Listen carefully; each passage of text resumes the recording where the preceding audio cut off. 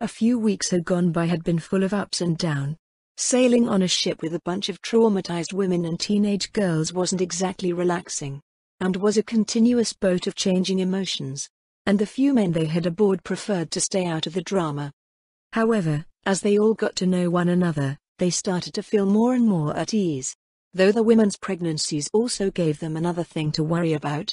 Clementine did however appreciate how some of the women talked to her about what to expect with her own progressing pregnancy. They all had lost their homes, their families, and in result they had bonded close with one another over their alike experiences. They comforted one another, they encouraged and supported one another, and most importantly they watched each other's backs. For the past week things had been pretty calm. However, they knew they couldn't stay on the boat forever, and taking the entire group to find Wellington was out of the question, not with some of the women so close to giving birth. The last thing they wanted was for someone to go into labor on the ship in the middle of the water. So, they began actively searching for a community, or a town of some sort. Somewhere that would be safe to stay. Unfortunately, finding such a place was turning out to be harder than they expected. They were unsure of what to do, until one of the teens, Tori, spoke. "I have somewhere we can go." The others turned to her, waiting for her to continue. "My hometown. I was there for a long time. Left to find food for my people. Then I got kidnapped by those assholes," Tori said. "Why didn't you bring it up before?" one of the women asked. "It never crossed my mind," Tori claimed. "We've been out here for a month, and it never crossed your mind?" one of the women scoffed. "Look, let's not fight." "Which way is this place?" Carly asked. "We're going the right way. Just keep sailing," Tori simply said. Clementine and Carly exchanged looks at that but obliged to the girl's words. Hours had gone by, and night had fallen. Most of the inhabitants of the boat had headed to bed, but Clementine found herself unable to sleep. Once little Danielle was fast asleep, Clementine headed back to the deck. Sometimes looking up at the sky and counting the stars helped put her at ease. However, upon reaching the deck floor she realized she wasn't the only one who couldn't sleep. Slowly she approached Tori, as the slightly older girl sat alone, staring out to the sea. "Tori, are you okay?" Clementine asked the girl. "Yeah, I'm fine," Tori said. "What are you doing up?" "I couldn't sleep." Clementine shrugged. "I take it you couldn't either?" "No, I couldn't," Tori sighed. "Sleeping on a boat isn't the best." "Tell me about it," Clementine said. "I'd give anything to sleep in a regular bed again." "Well, hopefully you can soon," Tori said. "Yeah." Clementine nodded. There was a brief silence, then Tori spoke again. "They're good people." "Who?" Clementine asked. "The people of the town I mentioned. They're good people. It's a nice place. They have a church, a school. It's not like things were before, but it's close," Tori said. "That sounds nice." Clementine gave a tiny smile at the thought. "Yeah. It's kind of crowded there, but they'll help you all. The best they can, anyway," Tori said. "That's good. But what do you mean y'all?" "You're coming with us," Clementine said. "I don't know if I should." Tori let out a sigh. "Why not?" Clementine asked. The other girl was quiet. "Tori, what's going on?" Clementine slowly took a seat near her. "Talk to me." I didn't really leave to find food for them," Tori said. "What?" Clementine asked. "What I said before, that wasn't true. I didn't leave to help them.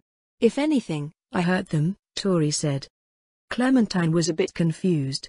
How did you hurt them?" "I stole from them," Tori answered.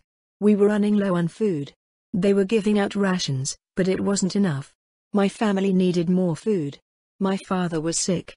Very sick. So, I started stealing from the food shops. And eventually I got caught. I was scared, so I ran. I took one of the boats and left, but I was found by those cannibal assholes." "You left, they didn't kick you out," Clementine said. "No. But I'm sure they would have," Tori replied. "You said they were good people, right?" Clementine asked. "Yeah." "Then maybe they'd understand. You did what you felt you had to. Your father was sick," Clementine said. They won't see it that way. Tori disagreed. You don't know that, Clementine said. Look, whatever happens, we'll figure something out. But if these people are really good, then they'll understand. Maybe, Tori sighed. I guess we'll find out soon. Clementine offered her a reassuring smile. It'll be okay. And something about that smile made the older girl want to believe her. It was late afternoon when land came into view and Tori confirmed the place in the distance was the spot. While excitement was shown by the rest of the group, Tori seemed to be anxious. As the others climbed off the ship onto the deck, Tori seemed hesitant. Noticing this, Clementine placed a comforting hand on her shoulder. Hey, it's going to be okay, come on. As they got off the ship, they were met by a guard waiting on the dock. Don't take another step. We don't want any trouble. We need some help, Carly said. Is that so? The guard asked. Yes. We're just looking for a place to stay. Please, Carly said. The man paused for a moment then sighed. We'll have to talk to our leader and... He seemed to stop as he locked eyes with Tori. To Tori? Is that you? Yeah. It's me, Tori said. Oh my gosh. It's been so long. We thought you were dead. The guard said. I'm not. Good news, I guess. Tori forced a pained smile. It's great news. Your family was so worried. The guard replied. I'm sure. How's my dad? Tori asked. The guard's face fell, and he hesitated to speak. Jan, how's my dad? Tori asked once more. I'm so sorry, Tori. The guard, Jan said. Tori's face paled and her eyes quickly grew wide. What? What are you saying? Your dad took a turn for the worse once you left. Jan explained. Tori quickly shook her head in disbelief. No, that can't be right. I'm sorry, Tori. He didn't make it, Jan said with a frown. No. Where are Mom and Tyler? Tori asked. They're at the old house. Before the man could get another word out, Tori had rushed off, leaving her new group members confused. Jan frowned but slowly looked to the group members. I take it you guys are friends with Tori? You could say that, Carly said. What exactly brings you here? Tori left us on some pretty strained terms, Jan said. Strained terms? Carly rose a brow. She stole from us, Jan said. Clementine, having heard this story before, along with the reasoning, spoke to defend Tori. It was only for her family's sake. She didn't feel like she had a choice. It doesn't make it okay, Jan said. I can understand why she did it, but not everyone was as forgiving. I get that. And it doesn't make it okay, but people make mistakes. And Tori has learned from hers. She's been through a lot. We all have, Clementine said. We came here hoping to find a place to stay. I can explain everything to you, but please, we're asking for your help, Carly said. I'll talk to our leader, Jan said. Okay, Carly nodded. The young man radioed their leader before turning to the survivors. Follow me, please. Upon meeting the leader, Carly had done the talking, explaining the situation to them. How they needed a place to stay, how they had women who were expecting, and the horrific events they had been through, and how she and Clementine had done their best to save and keep everyone going. The leader was shocked, to say the least, and concerned about their well-being. Feel free to stay here as long as you want.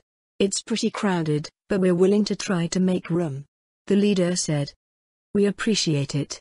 Thank you, Carly said. I'll have one of the guards show you all around. Show you where you can rest and get you all a meal. The leader said.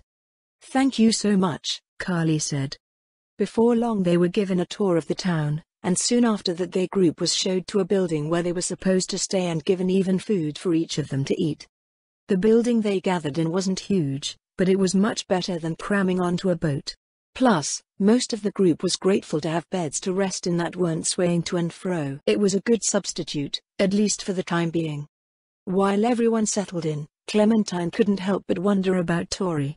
Where was she, and was she okay? She knew the girl was going through a lot and she worried about her. She just hoped she was okay.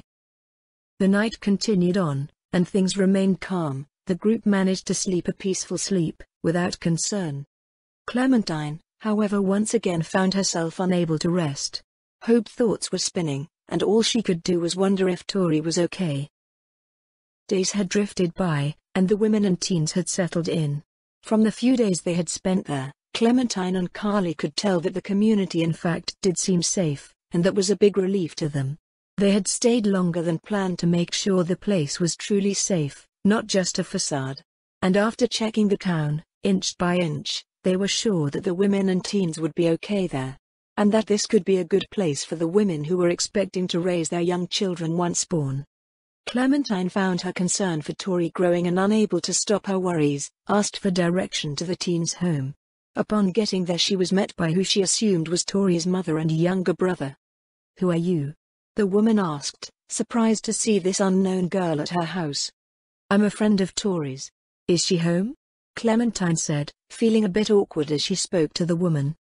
The woman's face darkened, eyes narrowing. "Tori doesn't live here," she responded in a bitter tone. "Well, can you tell me where she is?" Clementine asked. "Hell, if I know," the woman said. "That's your daughter, right?" Clementine questioned, though she could tell the woman didn't want to talk. "I don't have a daughter," the woman bitterly claimed. Clementine held back a sigh. "I know you think she left you. But she didn't. Tori only had you all in mind when she did what she did. She was worried about her father. And yes, she made a mistake, but she deserves forgiveness. We all make mistakes." The woman didn't respond, for a bit. "You know I'm right," Clementine said. "Tori made mistakes, but she's here now. She loves you. And I'm sure you love her. Life's too short to hold grudges." "I'm done talking about Tori," the woman huffed before storming into the house, calling for her son to follow. "Are you really Tori's friend?" the boy asked. "Yeah, I am," Clementine said. "Well, you better watch out.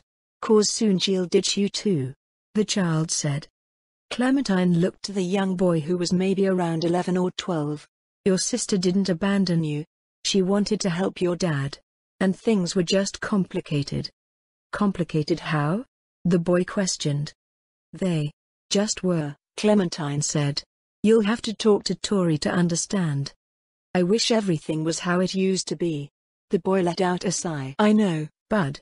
A lot of us wish that," Clementine said. "But I promise you, whatever Tori did, your family's best interest was in her mind. She never wanted to hurt any of you." "I know. I just missed her," the child replied. "She missed you too," Clementine said. "You should probably head inside with your mum. I don't want you getting in trouble." The boy nodded, but before Clementine could walk away he spoke. "Tori's not here. But I might know where she is." Clementine paused, looking back to him. "Where? Can you tell me?" "She used to go to the park and listen to the birds. She'd take me there sometimes when I was little," the boy said. "I'll go talk to her. Thank you, buddy." The boy gave a nod. "And miss, if you see her, can you tell her Tyler's not mad?" "Of course I will," Clementine said. "Thank you." With that, Tyler headed into the house and Clementine headed off to find Tori. Clementine had taken Tyler's directions and head to search for Tori, eventually stumbling upon the park where she spotting the older teen seated on a bench. "Hey," Clementine greeted as she approached her. "I figured you'd be here." "How'd you know?" Tori asked. "Your brother told me," Clementine said. "Really? That squirt always knew me better than anyone else," Tori said. "So you talked to my family?" "Briefly. I was looking for you," Clementine said. "What for?" Tori asked. "I've been worried, Tori. I haven't seen you in days," Clementine said. "You don't have to worry about me. No one else seems to," Tori said. "That's not true. A lot of people care about," Clementine said. "But they shouldn't," Tori said. "It was my fault. I left and my dad died right after. My family suffered for so long, all thanks to me." "It's not your fault," Clementine said. "I'm sure everyone in this town disagrees with you," Tori said. "And now, I'm being shunned by my own family. My own mother and brother can't stand to see me." "They love you, Tori. They really do," Clementine said. "They don't show it," Tori said. "Sometimes love is hard to show. especially when someone's upset or hurt. But they love you, Clementine said. I've been thinking a lot about leaving. I wonder if I was gone for good, would that make things better, Tori said. I don't think things would be better. I think it'd make things worse for them. They need time to process, and they need time to heal. They were worried about you, and if you leave you put them through that worry again. All of you need each other, Clementine said. You don't know what I'd give to have my mom and dad with me now. Clem. I'm sorry, Tori said. You have people who care about you. Don't forget that.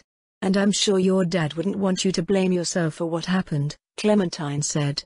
I try not to be. I know they blame me, Tori said. I think you blame yourself more than they blame you. You're angry with yourself, and you're pulling away.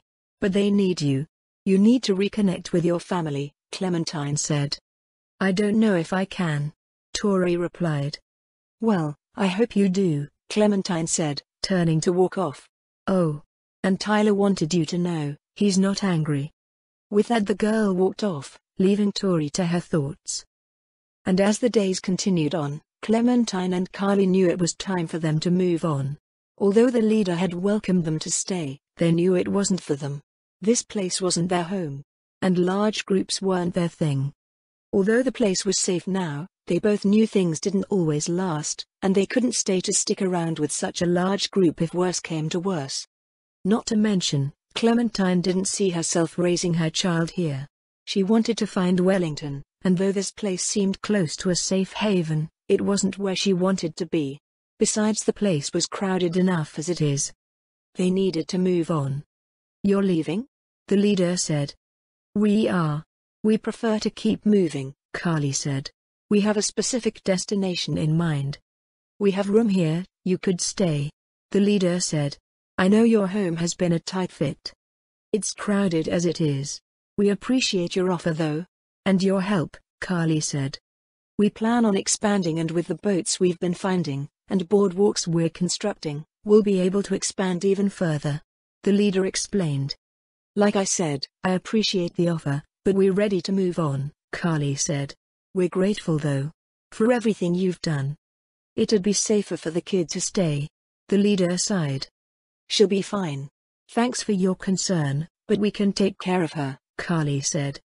The leader and Jan others exchanged looks but sighed. Okay, you will be safe out there. The leader said. We will, Carly said.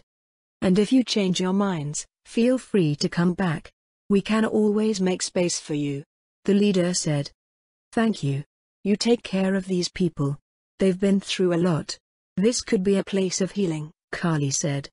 It will be. We'll do our best to keep them safe, Jan said. Thank you, Carly said. The trio said their goodbyes to the group they had rescued, getting many hugs and even some tears in response. As they readied to leave, they realized she couldn't find Tori. Clementine felt disappointed, as they readied to board the ship. Tori had been one person she was looking forward to talking to. As she started to climb onto the ship, she heard a familiar voice call to her. The girl flinched slightly as Tori called out to them. Stopping her movement, Clementine looked to the girl as she ran up to her. Were you really going to leave without saying goodbye? Tori asked. Hey, I couldn't find you, Clementine said. Trust me, I wanted to say goodbye. Yeah, Tori joked, giving a slight roll of her eyes. I'm serious. I'll miss you, Clementine said. I'll miss you too, Clem, Tori said.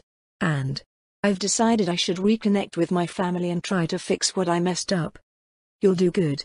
I'm rooting for you, Clementine said. Thanks, fangirl. Tori smirked. You take care of yourself. Clementine hugged the older girl. You too, Clem. Stay safe out there, Tori said back. I will, Clementine said. You better, Tori said. The hug broke, but Clementine was surprised when Tori pressed a short kiss on her cheek. Eyes widened and cheeks flushed, Clementine managed to stammer back, what was that? Clementine, come on. Danielle called. Bye, Clem, Tori said. Clementine simply waved, cheeks still flushing red. She headed on to join Carly and Danielle back on their boat, her face still feeling warm from the kiss. Back on the water again. Carly muttered. Do you think they're going to be okay? Clementine asked. I'm sure they'll be fine. We've gotten them somewhere safe. That's all we can do, Carly said. Yeah. You're right, Clementine said. Clementine just hoped that they would stay safe. While also hoping herself, Carly and Danielle would remain safe as well. What if Wellington's like that?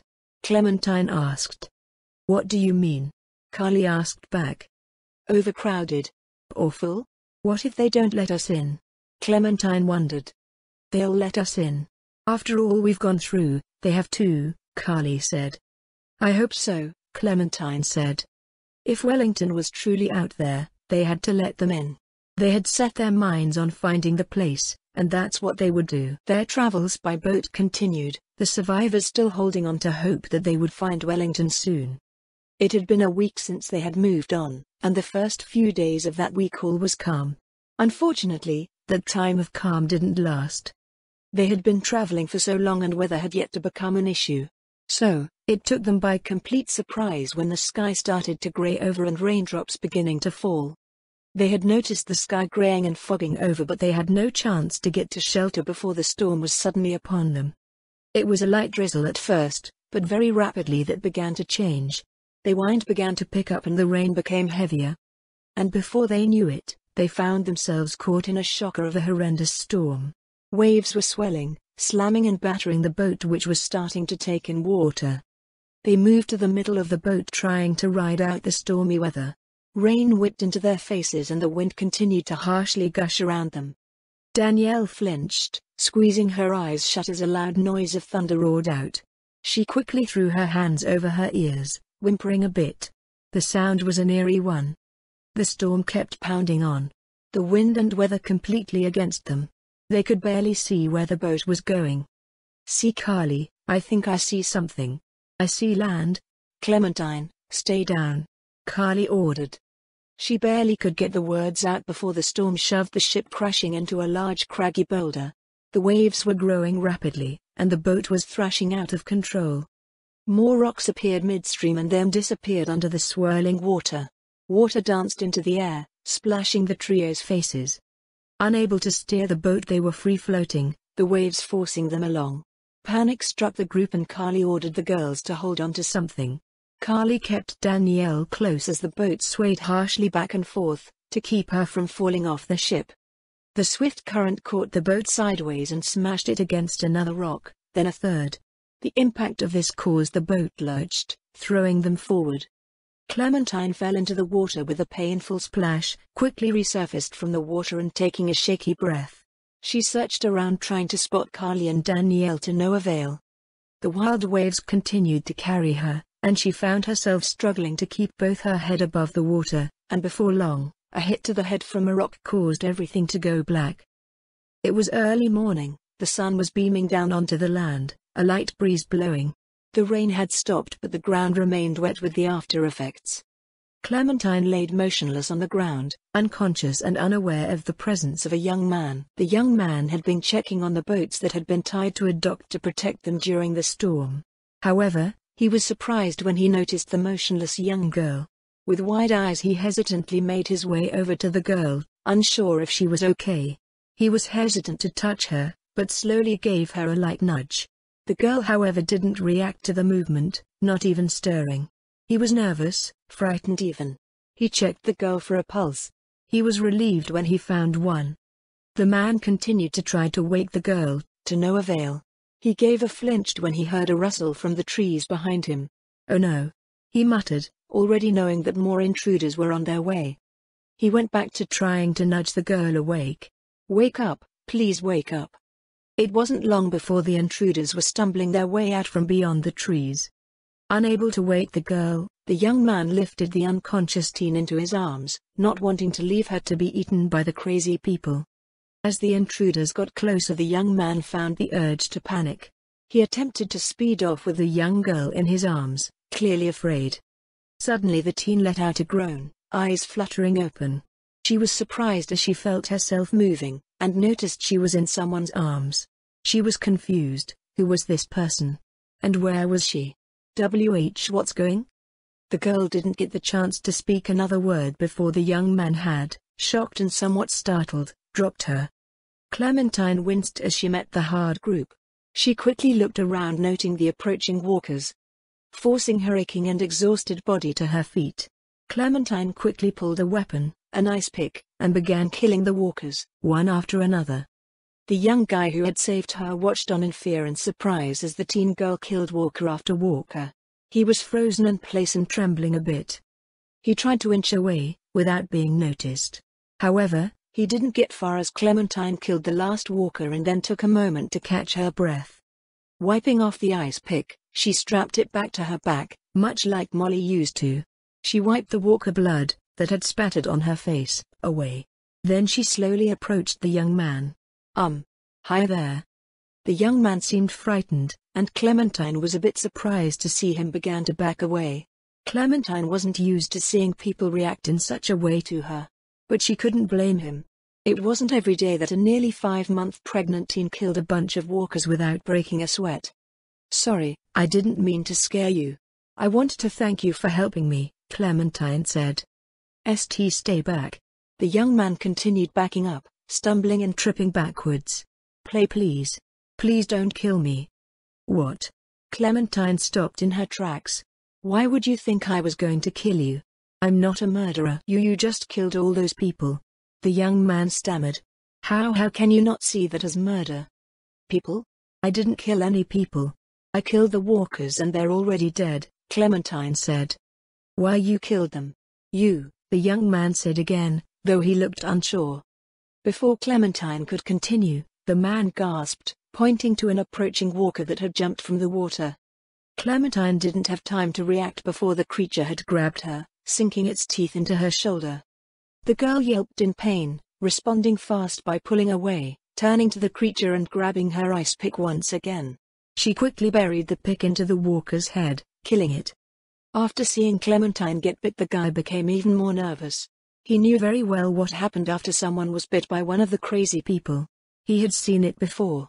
They eventually went crazy themselves and started attacking other people. This was all too much for the young man to take in. Clementine turned to him but noticed how pale he looked. Asked, "You okay?" The young man didn't respond, but Clementine noticed his eyes began to roll to the back of his head, and before long the young man had fainted. Shit. Clementine rushed over to him, checking him over. He didn't appear to be injured. He must have fainted from the shock of everything he had witnessed. She was even surprised that this guy didn't seem to know that the walkers were dead. She had thought everyone knew that. It seemed outrageous to think those things were alive, or to refer to them as people. They were far from that anymore, and Clementine couldn't help but roll her eyes at the thought. Clementine looked around for somewhere to go. She couldn't leave this guy, especially not after he helped her, or tried to help her, and they couldn't just stay out in the open. Not when the walkers could show up any minute. It wasn't safe. She gazed around the area until her eyes fell on some kind of cave. Bingo, Clementine said. She took a moment. Come on. The girl muttered as she hooked her arms under the young man's own. She wasn't strong enough to carry him, but she could drag him. And that's what she did, dragging the unconscious young man toward the nearby cave to hide from the walkers until the guy woke up. A while had passed before the young man finally came to. Clementine had been sitting on watch, just in case walkers stumbled upon them. When the young man finally awoke, he quickly looked around, still seemingly nervous. What happened? You fainted. Clementine explained. Are you feeling okay? I fainted? The young man asked. Yeah, you did. Clementine confirmed. I'm so confused. What's going on? How are you? You? The young man looked beyond confused. He was completely bewildered. What do you mean? Clementine asked. I mean, how are you? Still the same. You're not turning into one of the crazy people? The young man asked. They're not crazy people. They're dead people, Clementine said. Dead? But they're walking around. The young man pointed out. They're not technically alive though. They're zombies. Like people who died and came back to life. And all they care about is eating other people and turning them into more of them, Clementine said. If that's true, then why haven't you turned into one of them? The young man asked. I'm not entirely sure. But I can tell you for a fact that those things aren't people. They used to be, but not anymore, Clementine said. A lot of things have changed. People don't stay dead anymore. When they die, they turn into those things. When people get bit, they turn into those things. That's how it's been for months and months and months. It's bad. The world isn't how it used to be. This is the apocalypse. You got bit and you didn't turn into one of those things. How can I believe any of that? The young man said. I don't know why I haven't turned, Clementine said, her face taking on a sad look. I've gotten bit before. Twice. This was the third time. As far as I and my friend Carly know, I'm immune to their bite. But that doesn't stop them from wanting to eat me. It just means I won't turn if I do get bit. Seeing the young man was still unconvinced, Clementine began explaining to him some of the events that she had faced in the past few months. And to say the least, the young man seemed shocked to hear all of her stories. We've been traveling by water for months now. We thought it would be safer than land, but it's just as dangerous, to be honest. We've run into some of the worst kinds of people, bandits, murderers, cannibals. It's bad, Clementine said. You've really run into people like that? More than once. The world doesn't have laws anymore. A lot of people have lost their morals. And they do whatever they can to survive, even if it means harm comes to others. Clementine replied.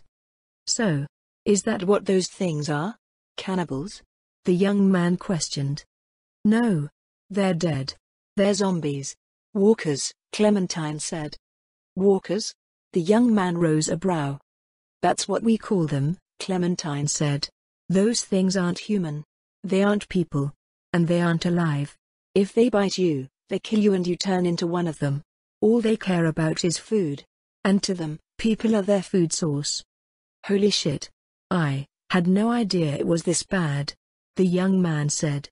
It really is, Clementine said. Look, I have to go. I need to find my friends. They're out there somewhere. At least I hope so. I need to make sure they're okay. You were all alone when I found you. I only saw you until those things started showing up. The young man said. They have to be around here somewhere. Our boat crashed and I was thrown off. I guess they were too. I need to find them, Clementine said. How do you know they're still alive? The young man asked. I don't know. But they could be. And I need to find them. Clementine responded as she stood. Wait, I could use your help. The young man called. Clementine paused and asked, with what? If what you say is true. My people could really use some eye-opening. The young man said. So, you believe me? Clementine asked him. I want to. The young man replied. If it's true, then my people need to know. They need to realize what those things are. So we can protect ourselves and stop losing people. You've never killed a walker before. So what do you do when they show up? Clementine inquired. We've been running or trying to reason with them. Clementine furrowed her brows at that. Trying to reason with them? He nodded. What the hell? She had never heard of people doing such a thing with the walkers. Maybe you can come back with me and tell my people what's really going on. I don't want to lose anyone else. The young man said. Why were your people even going near the walkers in the first place? Clementine asked. What made you think you could reason with them anyway? We just figured that if we were persuasive enough, maybe they would listen. The young man replied. If they didn't listen the first few times, why did you think they would ever listen? Clementine scoffed. We didn't know what was going on. How were we supposed to know we were talking to the dead? The young man said. It's been nearly a year since this all started, since the dead started walking. How did you guys not hear or see how bad things were? Clementine asked. We knew there was a virus and that it was making people sick and crazy, but not to what extent it's at now. We didn't have access to the news or to televisions. And we rarely get visitors anymore. It was a surprise to even see you. The young man explained. Clementine fought back a sigh then said, Okay, I'll talk to your people. Thank you. Thank you so much, he said. Hold on though, I haven't even gotten your name, Clementine said. It's Artie. Well, nice to meet you, Artie. My name is Clementine. Clementine? Like the fruit? Ardy noted. No. Like the vegetable, she said sarcastically with a slight roll of her eyes. She was used to hearing different comments about her name. Come on. Let's go talk to your people. Ardy gave a nod in response. They only hoped she could get some sense into them. Daniela woke abruptly, nervous and unsure of where she was. She looked around, finding herself on some kind of beach. She began calling to Carly and Clementine, getting no response. But she soon spotted someone laid upon the sand. Upon seeing Carly lying unconscious on the ground, Danielle felt panic at her as she noticed a walker trying to bite Carly's neck. Danielle quickly jumped into action, reaching into her pocket in search of her knife. She quickly found and retrieved the weapon and rushed over to Carly's aid. The child used the knife to stab the walker in the head. The knife ended up getting stuck in the process. She struggled for a moment to loosen the weapon before finally getting the knife free. She pushed the corpse away before dropping to Carly's side. She gave the woman a shake, her little heart pounding in her chest. Carly. Carly, please wake up. Please. Please don't be dead, she continued shaking the woman, not noticing a walker approaching from behind. Carly groaned, stirring from the child's constant nudging. Danny? What? You're okay, Danielle exclaimed, relieved that the woman was awake. I was worried. Yeah. I'm okay. What happened? Are you okay? Carly asked, sitting her aching body upright. I'm okay. Oh shit. Watch out. Carly quickly grabbed Danielle, pulling her to the side before drawing her gun. Aiming the weapon, she fired at the approaching walker, killing it. Danielle's eyes widened and she trembled a bit, realizing how close that walker had been to grabbing her. Are you okay, Danny? Carly asked the child. Why yeah. I'm fine. Danielle nodded. That's good. That was too damn close, Carly said. Danielle gave a nod in agreement. Carly looked around the area. I guess we should figure out where we are. I don't know. I remember our boat crashed and I woke up here. I saved you from one of the monsters. Danielle pointed to the walker that she had killed to save Carly. Well, thanks for that. Nice job, kid, Carly said. Thanks. What should we do now? I don't know where Clem is. Shouldn't we look for her? Danielle questioned. Clem. Wait, you don't know where she is? You didn't see her around here? Carly asked. Danielle shook her head. Damn it. We gotta find her, Carly said. Do you think she's okay? Danielle asked, looking worried. I don't know. Carly answered honestly. I think she will be. But we need to find her fast. Come on. Before Carly could speak another word, the heard snarls and groans coming from beyond the trees of the small forest near them. Carly swore, realizing the sound had probably drawn the walkers. That gunshot must have grabbed their attention. Come on, we gotta move, now, Carly said. Where do we go? Danielle asked. Carly looked around for a place to hide, being mindful of the water as she knew walkers could likely be hiding in it. She soon spotted some kind of wooden lookout tower. Up there, hurry, Carly said. Danielle gave a nod and the two quickly rushed over to the tower, Carly helping Danielle up before following her to the top.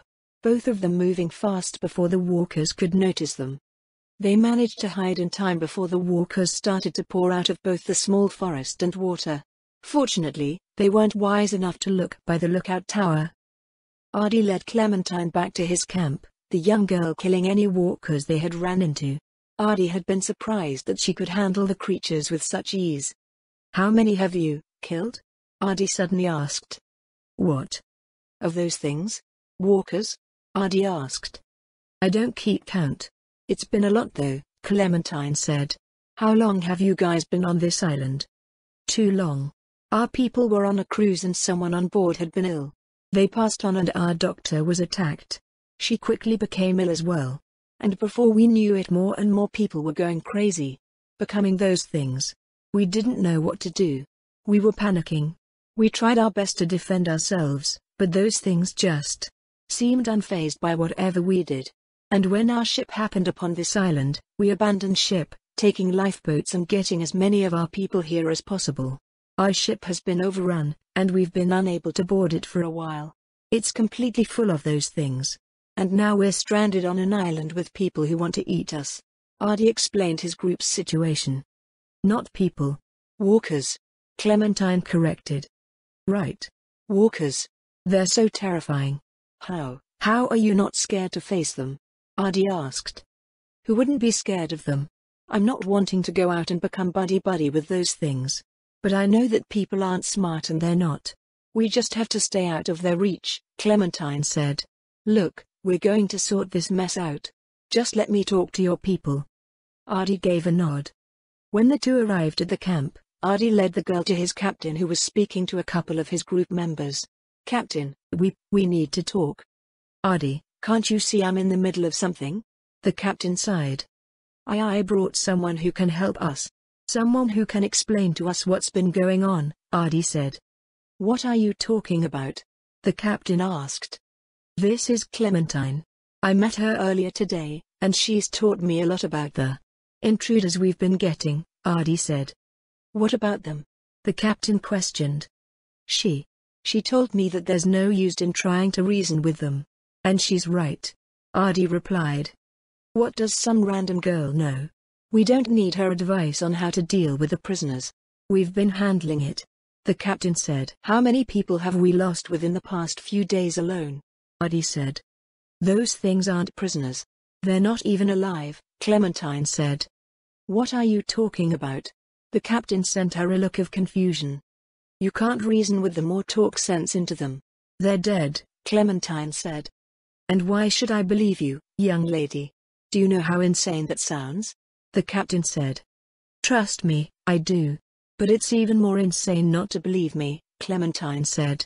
You can't reason with those things. One of the other group members started to speak. Sir, I think we should listen to what she's saying.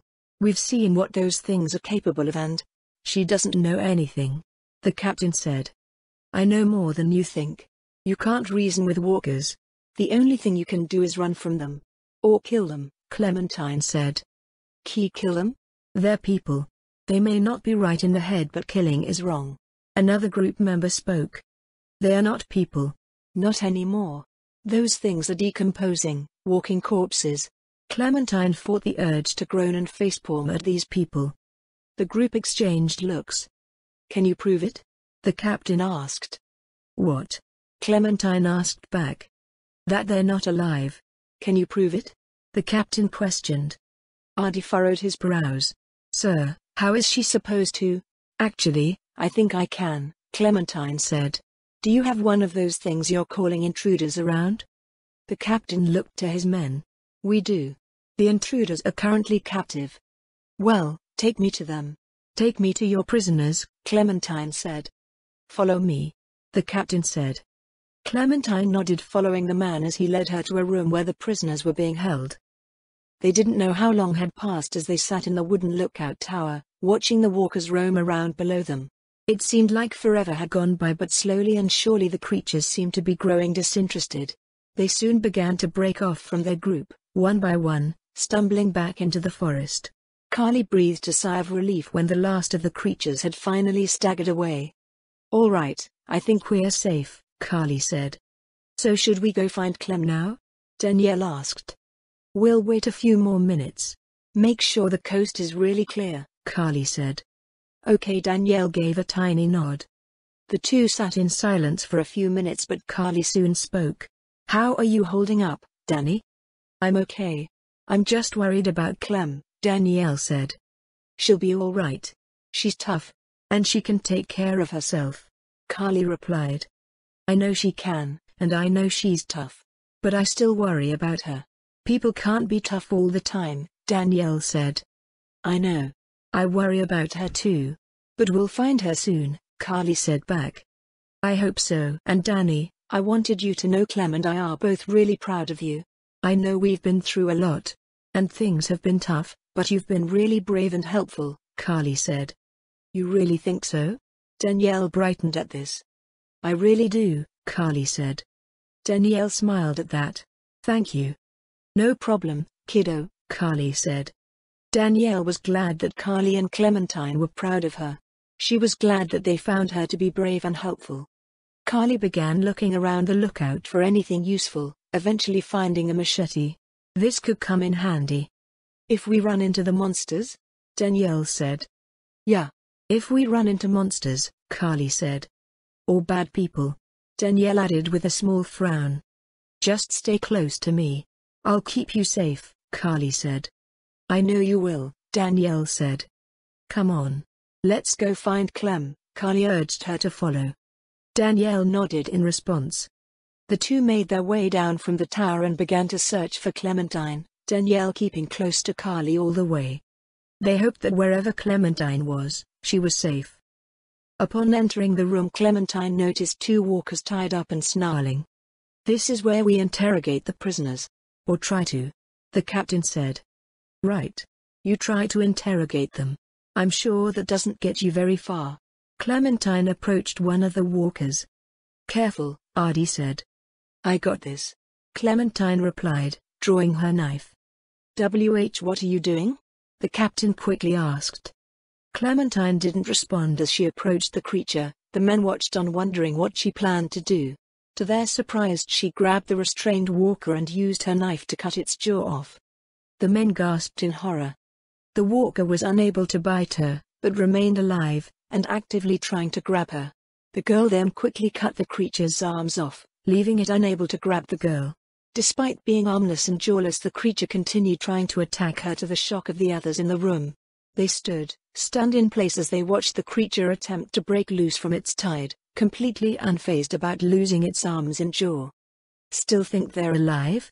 Clementine called to the group. Not getting a response, Clementine made her way over to the second walker in the room. Tell me this thing is a person. She promptly cut the creature's head off and tossed it toward the group. Various gasps came from the group, some of the men gagging in response. Artie stumbled away from the walker's still moving head, going to the corner and vomiting right then and there. These things aren't people. Not anymore. They don't die, unless the brain is destroyed. And everyone who dies turns into them. People who get bit, turn into them. You can't interrogate them. You can't talk sense into them. They want to kill you. All they care about is food. And if you want to survive, you're going to have to do whatever you can to protect yourselves.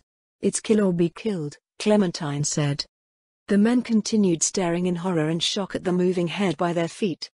Do you see now what I'm talking about now? Walkers aren't people anymore. They're the dead come back to life. And there's nothing you can do to stop them unless you. Clementine takes her ice pick and stabs the walker in the head. Kill it. I've seen thousands of these things in Atlanta, in Macon, Savannah, all across Georgia. I've seen them all over the place. On land, in the water. You can say what you want, but I've seen all of my friends die and some have their guts pulled out by those monsters. I've seen people being eaten alive, so how about instead of letting more people die, you help yourselves by helping me kill these walkers so we can get off of this island. The group remained frozen in their state of aghast after what they had witnessed. Clementine began making her way to the door, ready to exit the room. She paused, but didn't turn back around, speaking again. This world is much more dangerous now than it used to be.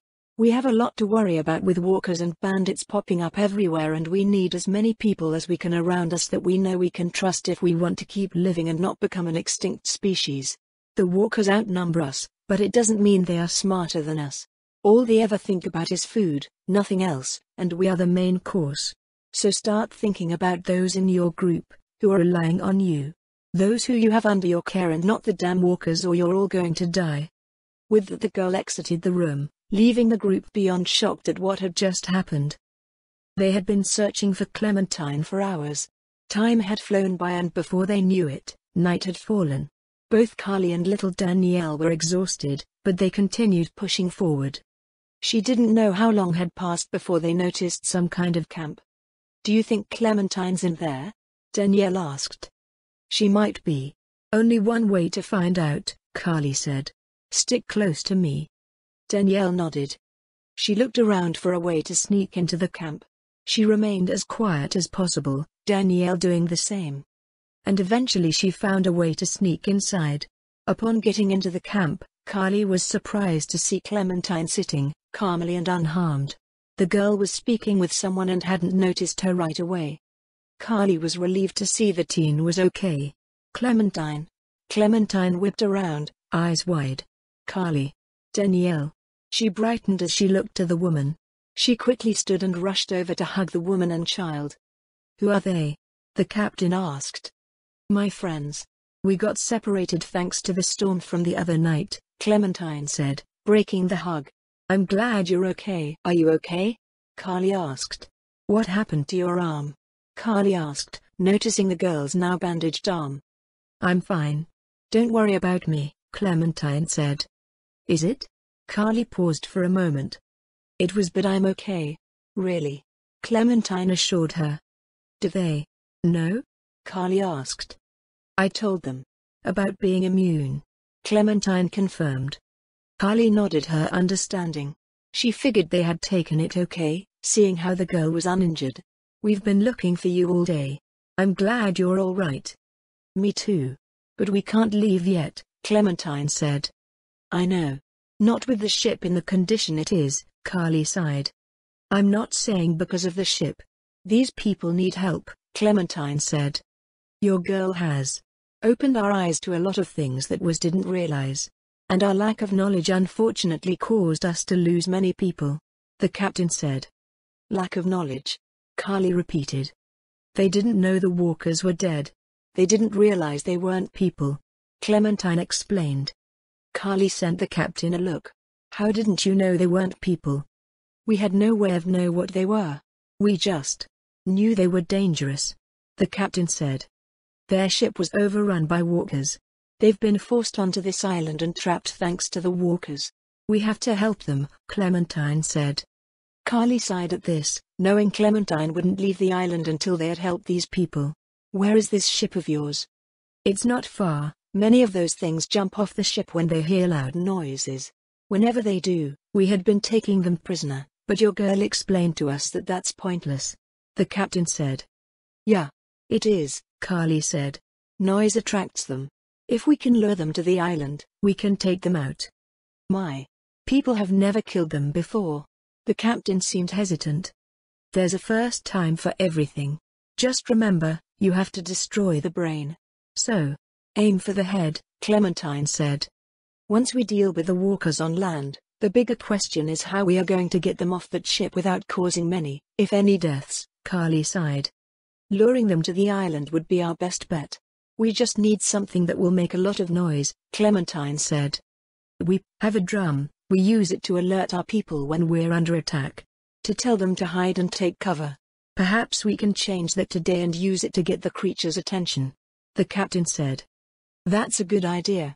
That'll work, Clementine said. So we'll use the drums to deal with the walkers on the island. After that we'll climb on the ship and take out the remaining ones, Carly said. How are we supposed to get on the ship in one piece? The captain asked. It's possible. We just need to be really careful, Carly said. We can use the sound of the drums to distract them, while we have people climb aboard. The captain agreed that the plan sounds plausible. I appreciate this. I can give you whatever you need as a thank you for what you're doing. The captain said. We need our boat repaired. Our ship was damaged pretty badly during that storm, so we're pretty much stuck too. Carly explained. I can do better than that. I'll give you a boat for all your troubles. The captain said. That'd be great, Carly said. Clementine nodded in agreement. Okay, let's do this. The captain said. Your people are going to have to fight as well. We need every able body that can help, Clementine said. Who is we? Carly asked Clementine. You're not fighting. Clementine nearly pouted as she said, but Carly. No buts. Carly interrupted. Do I need to remind you, you're 6 months pregnant? You shouldn't be out there helping. It could hurt the baby. Clementine shot Carly a glare at this. I can still help. No. You can't, Carly said. You and Danielle will stay here. Clementine fought back a sigh but didn't protest. Carly looked to the captain. Call in your people. It's time. The captain alerted and informed the other group members of the plan, explaining to them the situation. And though people were hesitant to kill the creatures at first, they knew it had to be done. Carly and the others headed to the island and the alarm drums were loudly played. The noise did its job, and the walkers began to appear, so from the forest, others from the water, and many from the nearby cruise ship. Carly and the group began killing walker after walker. The drums continued to be played as a distraction, and Carly and the people began climbing their way aboard the large cruise ship. With that, they began killing walker after walker. Carly lost count of how many of the undead creatures they had tossed from the boat or killed. However, eventually the boat was clear. No walkers remained. And though there had been a few deaths within the group, they had not been in vain. The group had their boat back. They were no longer forced to remain on the island, and they now knew just what those creatures were, and how to protect themselves and their loved ones from them. Though the group had been shaken up by the events of the night, they had thanked Carly profusely, asking what they could do to repay the trio. Carly asked for a place to rest and a boat for the morning. Not wanting to travel at night, they had decided to stay. They were given a meal and a tent to rest in. They were then left to their own privacy. I've heard of skeptics before, but I never thought anyone would stay convinced that walkers were people, Clementine said. Yeah, but people can believe the craziest things, Carly said. Well, I'm glad they got their boat back. That's a good thing, Clementine said. Yeah, it is, Carly said. It's been a long day. Very long, Clementine agreed. Silence fell for a moment, then Clementine spoke again. Carly, I'm sorry. For what? Carly asked. For not looking for you right away. I guess I got distracted. I should have looked for you and Danielle before anything else. Hey. You had your reasoning. I know you have a big heart, kiddo. You were just helping people like you always do, Carly said. I wanted to look for you guys. And I was worried, but I wanted to help them too, Clementine told her. I understand, Clem. Don't ever feel bad for doing the right thing, Carly said. Okay. Look, like we said, it's been a long day. Let's get some rest. We'll be back on the road tomorrow, Carly said. Back on the water, Danielle corrected. Carly chuckled. Yeah, back on the water. The three laid down to sleep. Good night, Carly. Night, Danielle. Good night, girls. Morning had come and they were given supplies by the captain and soon led to the island deck where the boats had been tied. Several people were out and about, clearing the island of the walkers' bodies. Artie led Carly, Clementine, and Danielle towards a ship. I wanted to thank you again for everything you've done. I can't imagine how many people we would have lost if you guys hadn't come along. I'm just glad we could help. Do you think you guys are going to leave the island now? Clementine asked. We talked about it. But we might just stay here for now. If the world is really as bad as it seems, we don't want to risk getting stranded somewhere else. Besides, as long as we've been here, it's started to feel like a home to us. But having the option to leave is good. Thanks for helping us get our boat back, Artie said. Yeah, I'm glad we could help, Carly said. You take care of yourself, Artie. The world's not what it used to be, Clementine said. You as well, Clementine. You three be safe out there, Artie said. You be safe too. Goodbye, Artie, Clementine said. Goodbye, Artie said back. After the trio bid their goodbyes, they boarded their new ship, Artie untying it from the deck. The ship began to drift away as the light waves carried it on. Artie waved to as the ship sailed further and further into the distance. Life on the boat had been exhausting and rough. They were running low on food. Carly was constantly making sure Clementine and Danielle had food. Clementine would sometimes protest, but Carly would remind her that her baby needed the food, which would cause the girl to give in. They had managed to stumble upon a couple of communities out on the water. The most recent one being a community made from several barges and large boats. However, some of those communities weren't too fond of outsiders. The most recent community had been one of those. Though fortunately they were kind enough to give them a small amount of food and fresh water. Though, Clementine was sure that they only had done so out of pity for the pregnant girl. Seeing how they were nearly turned away until they noticed she was expecting. Much like usual, she was once again questioned about her age and with looks of pity supplies were handed over. Clementine hated the way people looked at her. Like she was helpless. She wasn't helpless, she was pregnant. Many of the communities they had found turned them away for the simple fact of them being extra mouths to feed. And as if the daily struggle to survive wasn't hard enough. The pregnancy had Clementine feeling about ready to jump ship. Her pregnancy had been very difficult. She was constantly getting hit with waves of morning sickness, and was overall uncomfortable. She felt powerless and vulnerable at times. She was feeling discomfort due to her approaching her 7th month in pregnancy, and her personal image of her body had taken root on her throughout her pregnancy. She didn't think she looked good, considering the weight gain and the dark circles under her eyes. Her self-esteem had plummeted severely. Some days she would sit and silently cried. Things were getting harder and harder. It was getting more and more difficult to manage her life. She was exhausted. "How are you holding up, Clem?" Carly asked the young girl. "I'm fine," Clementine said, then sighed. "Inventory's not looking great." "I know. We'll find somewhere to stock up soon," Carly replied. Clementine paused before suddenly asking, "How much longer are we going to do this?" "Do what?" Carly asked back. "This. Live this way," Clementine said. "On a boat." I don't know, Clem," Carly said, honestly.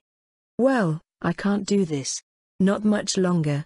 I could be having a baby any day now. I can't give birth on a boat. I can't raise a baby on a boat," Clementine said.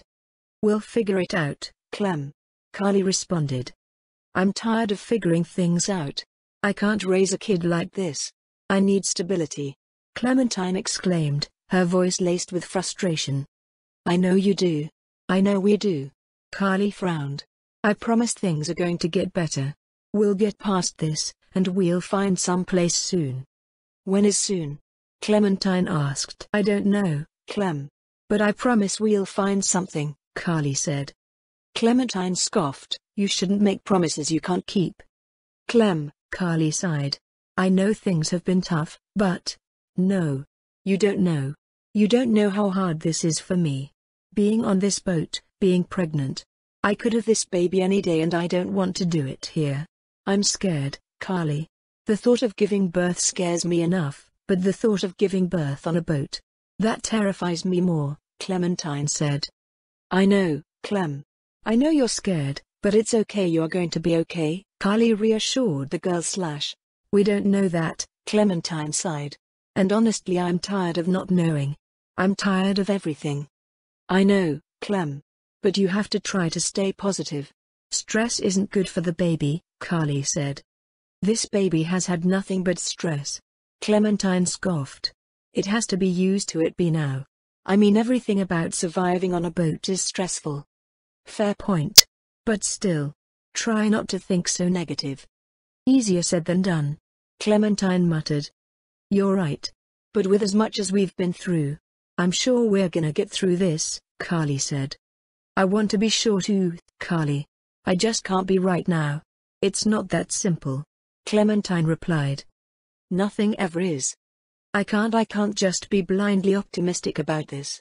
This is my child, my baby. And I need them to be okay," Clementine said. "They will be, Clem. They will be." The noise of their back and forth had grabbed Danielle's attention as the child began to stir a bit and her little voice spoke up. What's going on?" "Nothing, Danny. Go back to sleep," Clementine grumbled. "Are you two fighting?" Danielle asked. "We're not fighting. We were just talking," Carly said. "Do you promise?" "I don't want you to fight," Danielle responded. "I promise we're not fighting. Go back to sleep, Danny," Clementine said. "Are you upset?" Danielle asked. "What? Are you upset?" Danielle repeated her question. "What would I be upset about?" Clementine asked the child. "I don't know, about the baby?" Danielle shrugged. "I'm not upset, Danny. Look, don't worry about me, kiddo. Everything is fine," Clementine assured the girl. "Okay," Danielle muttered. "Try to go back to sleep. You need your rest," Clementine said. Danielle nodded in response, obliging and laying back down to go back to sleep. "You should get some rest too," Carly said to Clementine. The teen looked to the woman. She was sure Carly was exhausted herself. "What about you?" "I'm fine for now. Go ahead and get some sleep," Carly said. I'll try." Clementine was getting less and less sleep nowadays.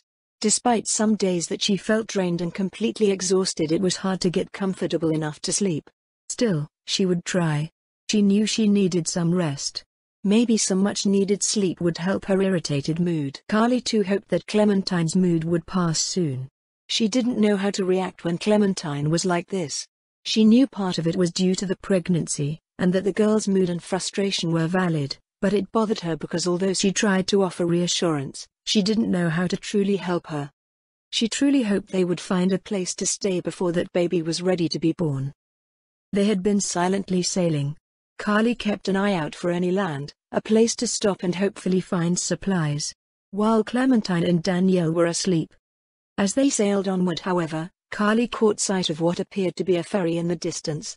Carly had to squint to see better, but as they drifted closer, she realized that what she saw was indeed a ferry. "Clem, Danny, wake up!" Carly called to the girls, eventually causing the two to wake. "What? What is it?" Clementine asked, immediately looking alert and concerned. "We're safe. Don't worry." Carly quickly calmed the teen and Danielle, who also looked a bit concerned. "Look." Clementine followed Carly's gaze toward the ferry that they were sailing toward. "Whoa! Is that a ferry?" "Yeah, it is," Carly confirmed. "Should we check it out?" Danielle asked. "We should. They might have food or other supplies," Carly said. "That's true," Clementine agreed. "Do you think it's safe?" "We're going to find out," Carly said. "What if people live there?" Clementine asked. "Well, let's just hope they're friendly," Carly replied. What if? What if they're not? What if they're bad? Danielle stammered, looking a bit nervous. "We'll be okay, Danny. Just stick close to us," Clementine said to the younger girl.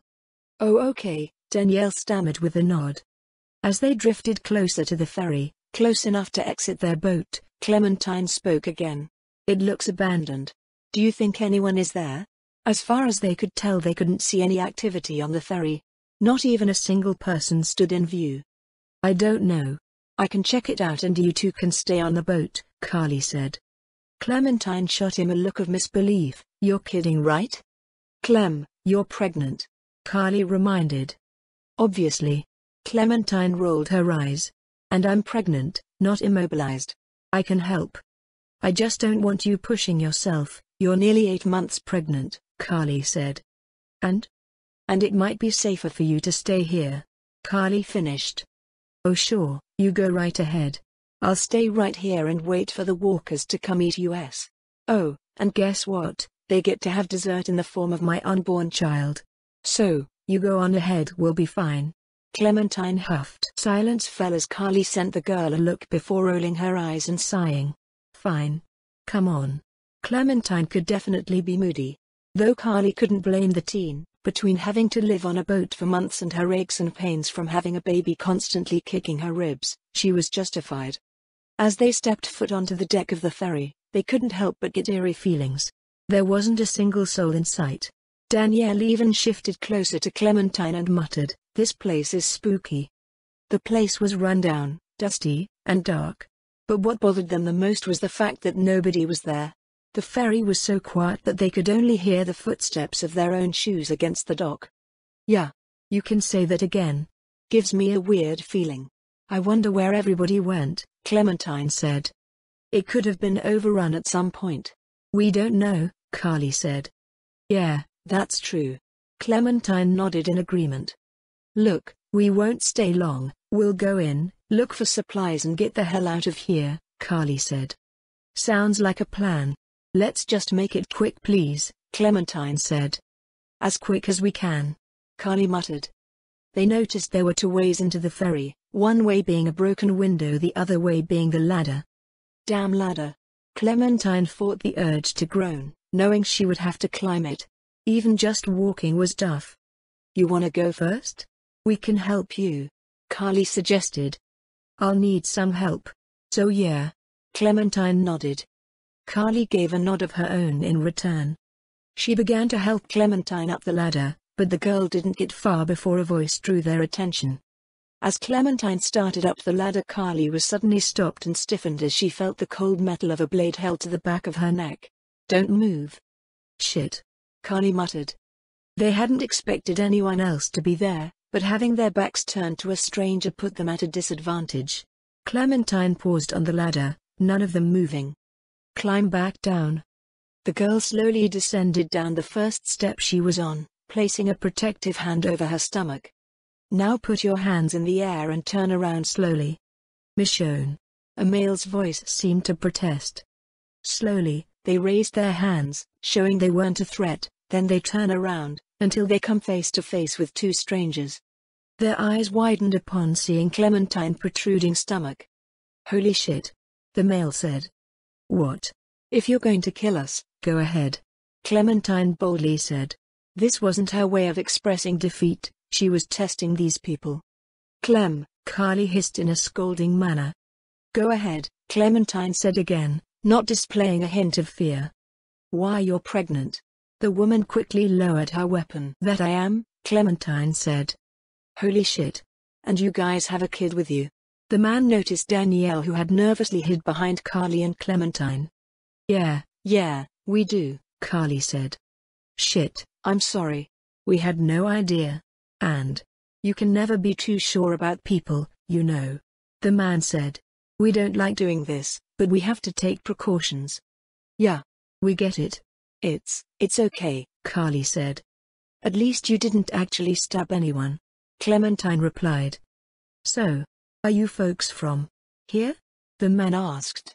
We saw you from a distance and, no offense, but this doesn't look like the best place for you three to be staying.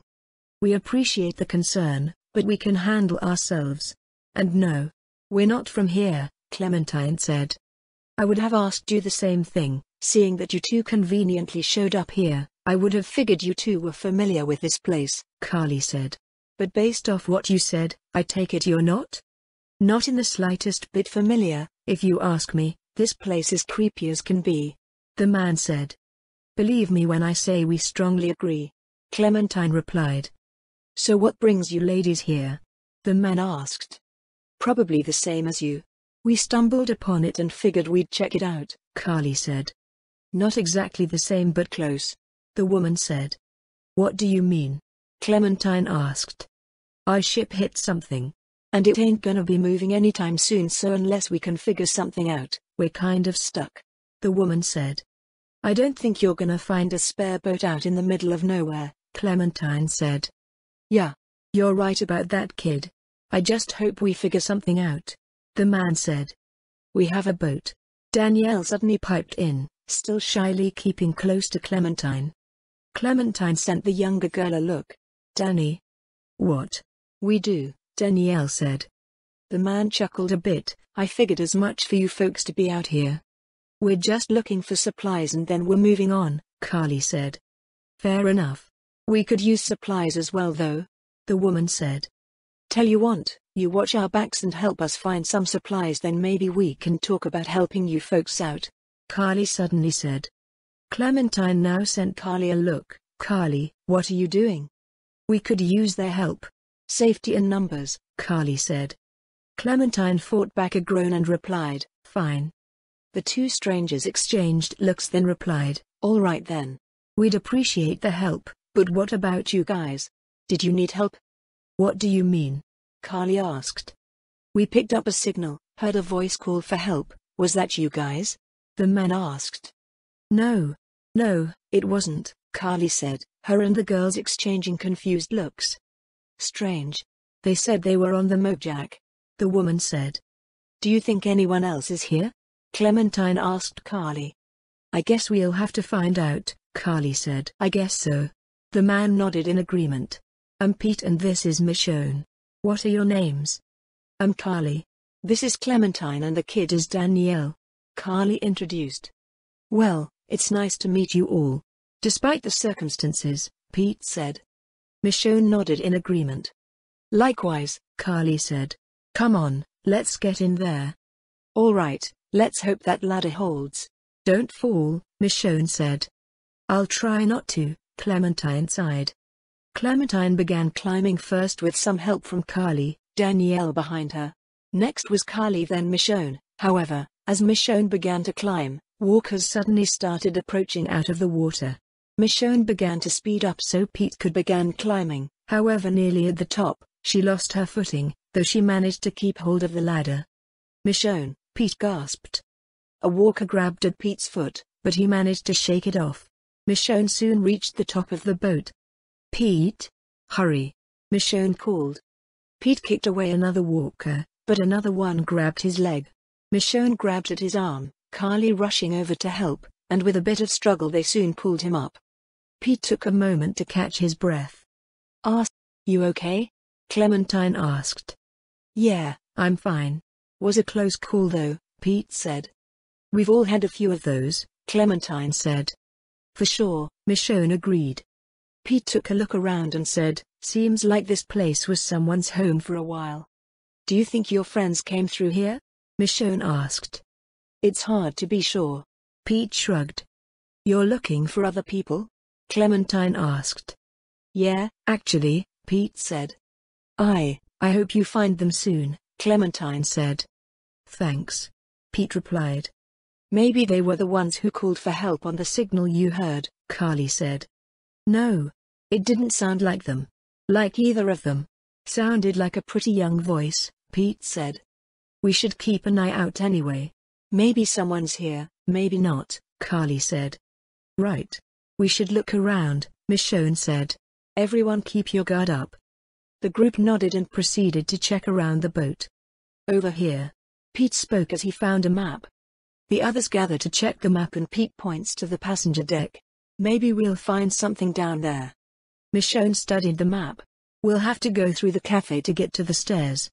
Pete smirked. "You're just looking for Mr. Honey Bars," he joked. "Always," Michonne chuckled. "Come on." Michonne walked over to a nearby door and tried to open it. However, it didn't budge. Locked. "If one of us can get our hand through here, maybe we can unlock it," Pete said. "We'd have to pry it open more," Michonne said. She then attempted to fit her machete through the cage, but it didn't do any good. "Blade's too thin. It'll just break." "Maybe we can find something else to help pry it open," Clementine said. "Yeah, maybe. Take a look around," Michonne said. They did so, checking around the deck. Clementine peeked into a raft locker finding some kind of bar. "Will this work?" She held it up for them to see. "It might," Michonne said. "Here, give it here." Clementine obliged, allowing her to take the bar. Michonne used the bar to pry open the door panels apart. "Nice," Pete commented. Michonne tried to look through the door, but it was too dark. "I don't see anything." "Doesn't mean there's nothing there, though. Now, the question is, which one of us wants to reach in there to open it? One of us has to do it, right? I mean, I'm sure we'd hear something, if anything was on the other side. Pretty sure we'd hear something." "I'll do it." Clementine spoke up. Both Pete and Michonne seemed hesitant. "You're kidding," Pete said. "No, I'm not," Clementine said. "Kid, you're pregnant," Michonne said. "And I got this." Clementine huffed. "She can handle it," Carly said. She's knew if there was a walker inside, Clementine would be fine because of her immunity, though she kept that to herself, not sure how these strangers would react. I guess if you insist." Pete hesitantly gave in. Clementine just nodded. She reached her hand through the door and unlocked it. She tries to open the door, but it doesn't budge, seeming to be stuck. "We can take it from here." "Nice job, kid," Pete said. "Thanks," Clementine said back. Michonne and Pete pushed the door open, and the group's eyes widen upon seeing the abandoned place and the blood smearing the floor. "What happened here?" Michonne muttered. Something awful," Carly muttered as well. Near the entrance of the door, they noticed two corpses with their hands bound to their shock. The sight made their stomachs turn. Pete nearly gags. "Oh, God.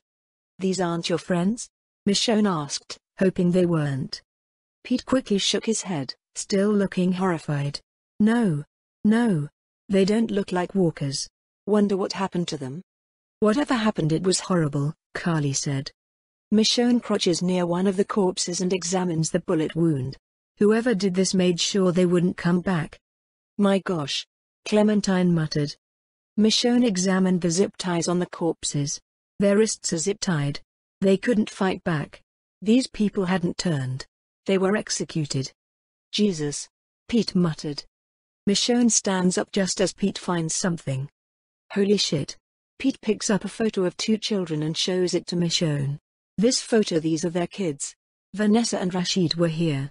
If they left this behind. Michonne began taking quickly breaths, and Clementine and Carly could tell something was wrong. You okay? Clementine asked as she noticed Michonne having a clear panic attack. This drew Pete's attention. Michonne? You okay? You've got that same look you had when. Haven't seen it in a while. I'm fine. Michonne quickly said, trying to compose herself. You don't look fine, Pete said. Not now, Pete. Michonne replied. But, I said not now. Michonne repeated in a stern tone. All right. Sorry, Pete said. They wouldn't have left this on purpose.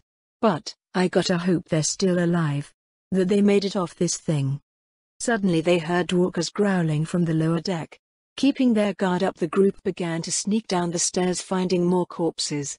To their surprise and horror, they also find a walker tied to the cafe door. The walker's lower body is missing, and he has various bites on him. My gosh, kid, don't look, Pete said. I've seen worse. Danielle muttered. Worse? Pete felt sick, wondering what the poor child had seen. He looked back to the corpse. Someone strung him up and left him to be eaten. If we're gonna find anything in this boat, it'll be in here, Michonne said. We should take care of him. It's not right to leave him like this. I'll do it. Michonne decides to kill the walker. Stand back. Michonne chops the walker with her machete. We should cut him down, Clementine said. We can't just leave him up there. Michonne nodded and cut the ropes around the walker's hands, allowing the corpse to fall. Poor bastard. Pete muttered as he moved the walker aside. What we saw up there. The execution of those people, what was done to that poor man, who the fuck could have done that? It wasn't war. It wasn't even self-defense. It's just sick. No one else did this to them. They did it to each other. I've seen it before. This world changes the best of us. Sometimes for the worst, Michonne said. Pete shook his head with a frown. Not like this. Believe me, we've seen it far too many times too, Carly sighed. It's just sad, Pete said. Come on. Let's just hurry this up. He begins to approach the door. Michonne stops him. Hold up. We don't know what's in there. Yeah, she's right. We need to be careful, Carly said. Michonne slowly opens the door and peeks inside. What do you see? Pete asked her. Not much, but there's a duffel bag. Looks like it's in good shape, Michonne said. Any sign of people? No walkers, right? Looks clear. But keep your guard up. My guard's always up. But thanks. Michonne opened the door and cautiously the group entered the cafe.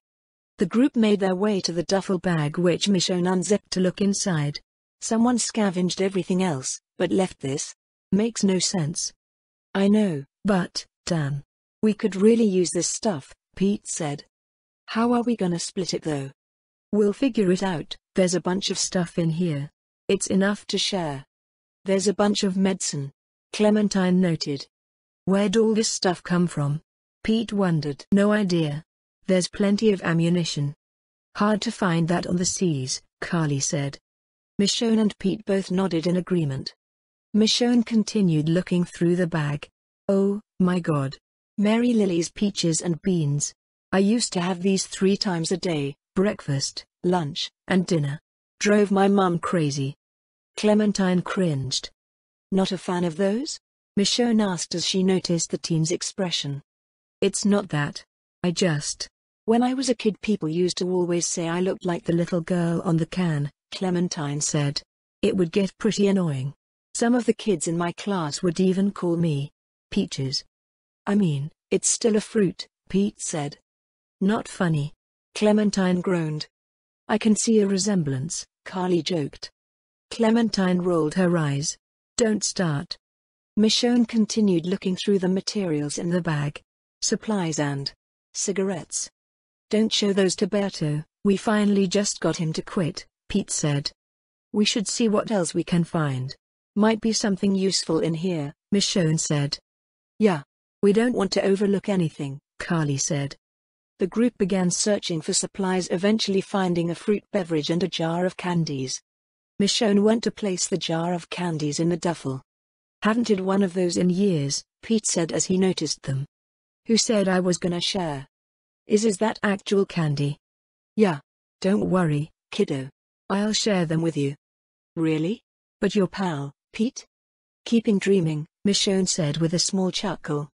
Clementine meanwhile checked behind the counter and peeked into a cash register. "Money's still here. That's weird." "No use to anyone now," Pete said. "Yeah, I doubt anyone even thinks about money anymore," Carly said. "To think everyone was using this. Even fighting over it. Times really have changed." "Yeah, but unfortunately people just find other things to fight over." "That's true." Carly searched the shelves and managed to find some bandages. "These will come in handy. Too bad they don't have a whole first aid kit. Could probably make one with all that medicine." "Fair point," Carly said. Suddenly something pounds on one of the other lockers from the inside. Pete and Michonne approach it and draw their weapons, as Carly urges Clementine and Danielle to keep back. "Whoever's in there, come on out," Michonne ordered. A teenage boy slowly opens the locker only to aim a gun at them. "Oh, shit," Pete said. "Back up." The teen fired warning shot when they didn't immediately oblige. "Back up." Pete and Michonne stepped back, and the teen exited the locker. As he does so, a girl enters the room. "Greg? What's going on?" The girl shakily points her gun at Pete and Michonne. "Easy. Easy." Pete tries to calm the two. "Who the hell are you people?" the girl inquires. "Who are you?" the boy, Greg, echoed her question. Pete tried his best to ease the situation. "Look, kid, just tell me.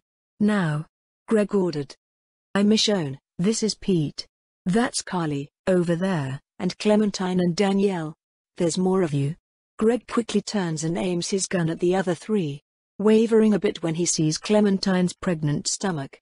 She's pregnant. What are you doing here?" "We're just passing through," Carly spoke up. "We don't want any trouble."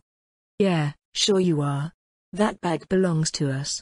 So step aside, all right? Don't be stupid. I don't want to do this. But we need that stuff. So just back up," the girl said. "You're really going to do this?" "She's pregnant and we have a kid with us," Carly said. "We need that stuff. It's ours," the girl replied. "Maybe we could split it," Clementine spoke. "Not happening. We're not negotiating here.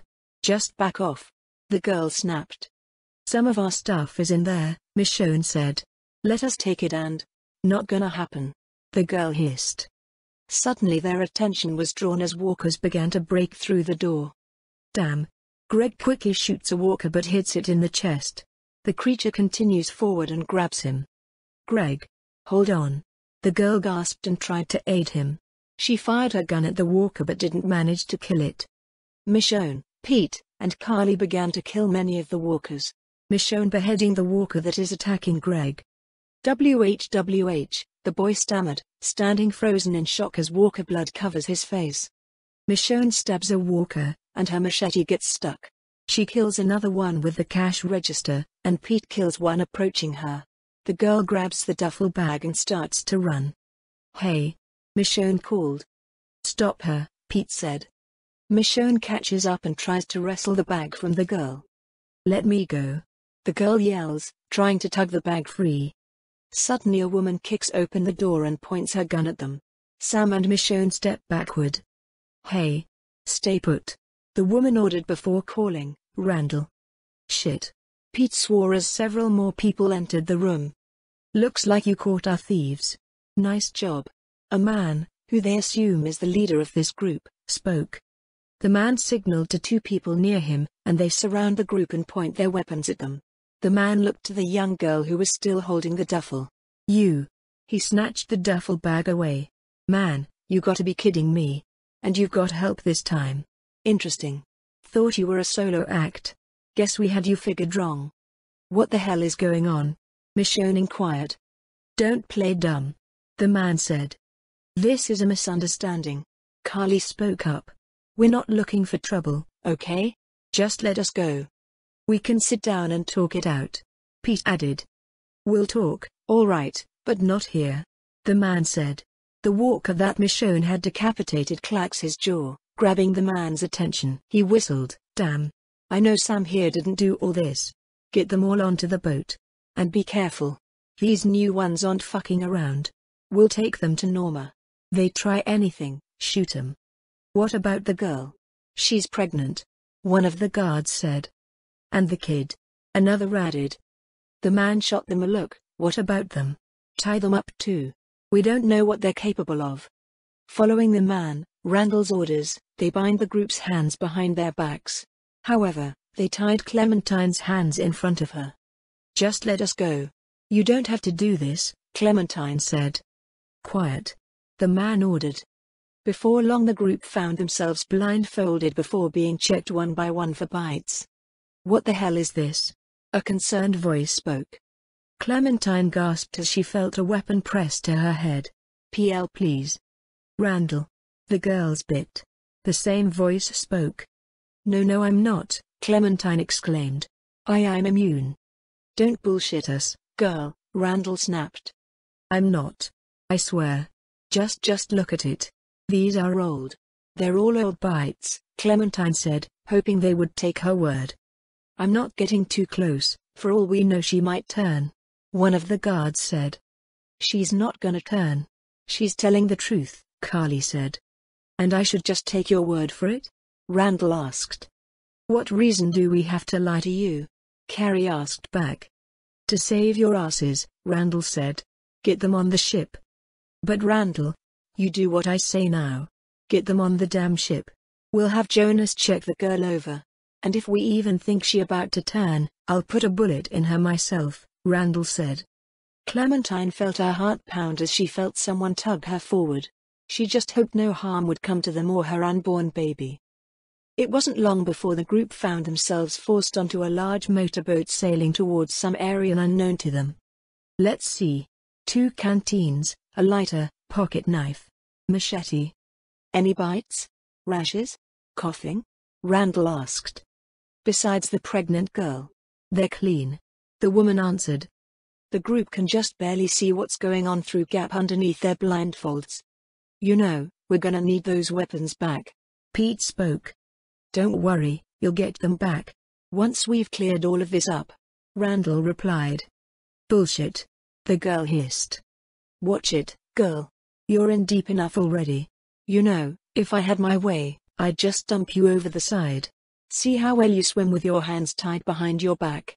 Norma's got other ways of doing things. You're lucky she's calling the shots," Randall said. So, Randall wasn't exactly in charge. Clementine just hoped this Norma would be willing to listen to reason, as Randall clearly would not. "Listen," Greg spoke, "I know we can work something out."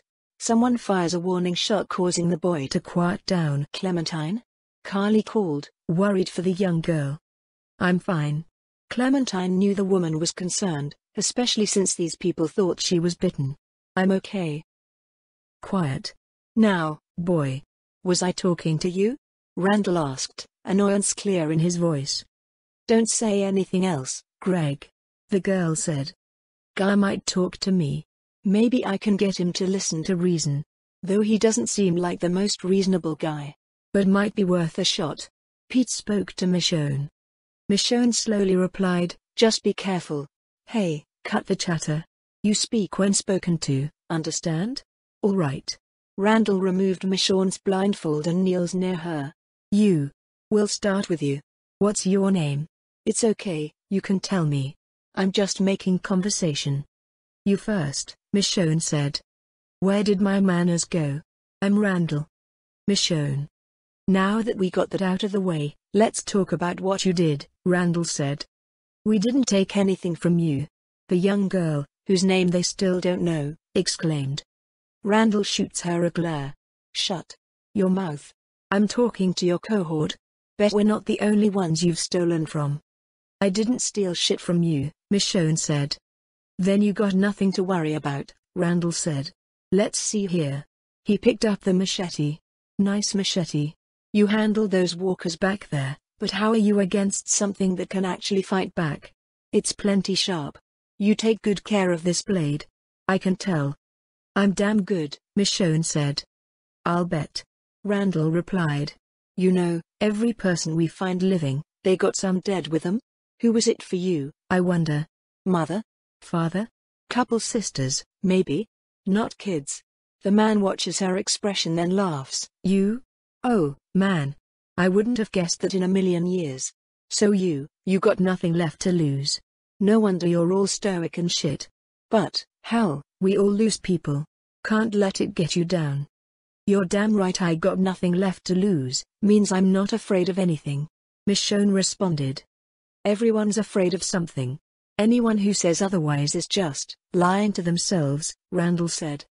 Clementine tried her best to keep her breathing calm, to keep her nerves under control. She was worried. She didn't know who these people were, or what they were capable of.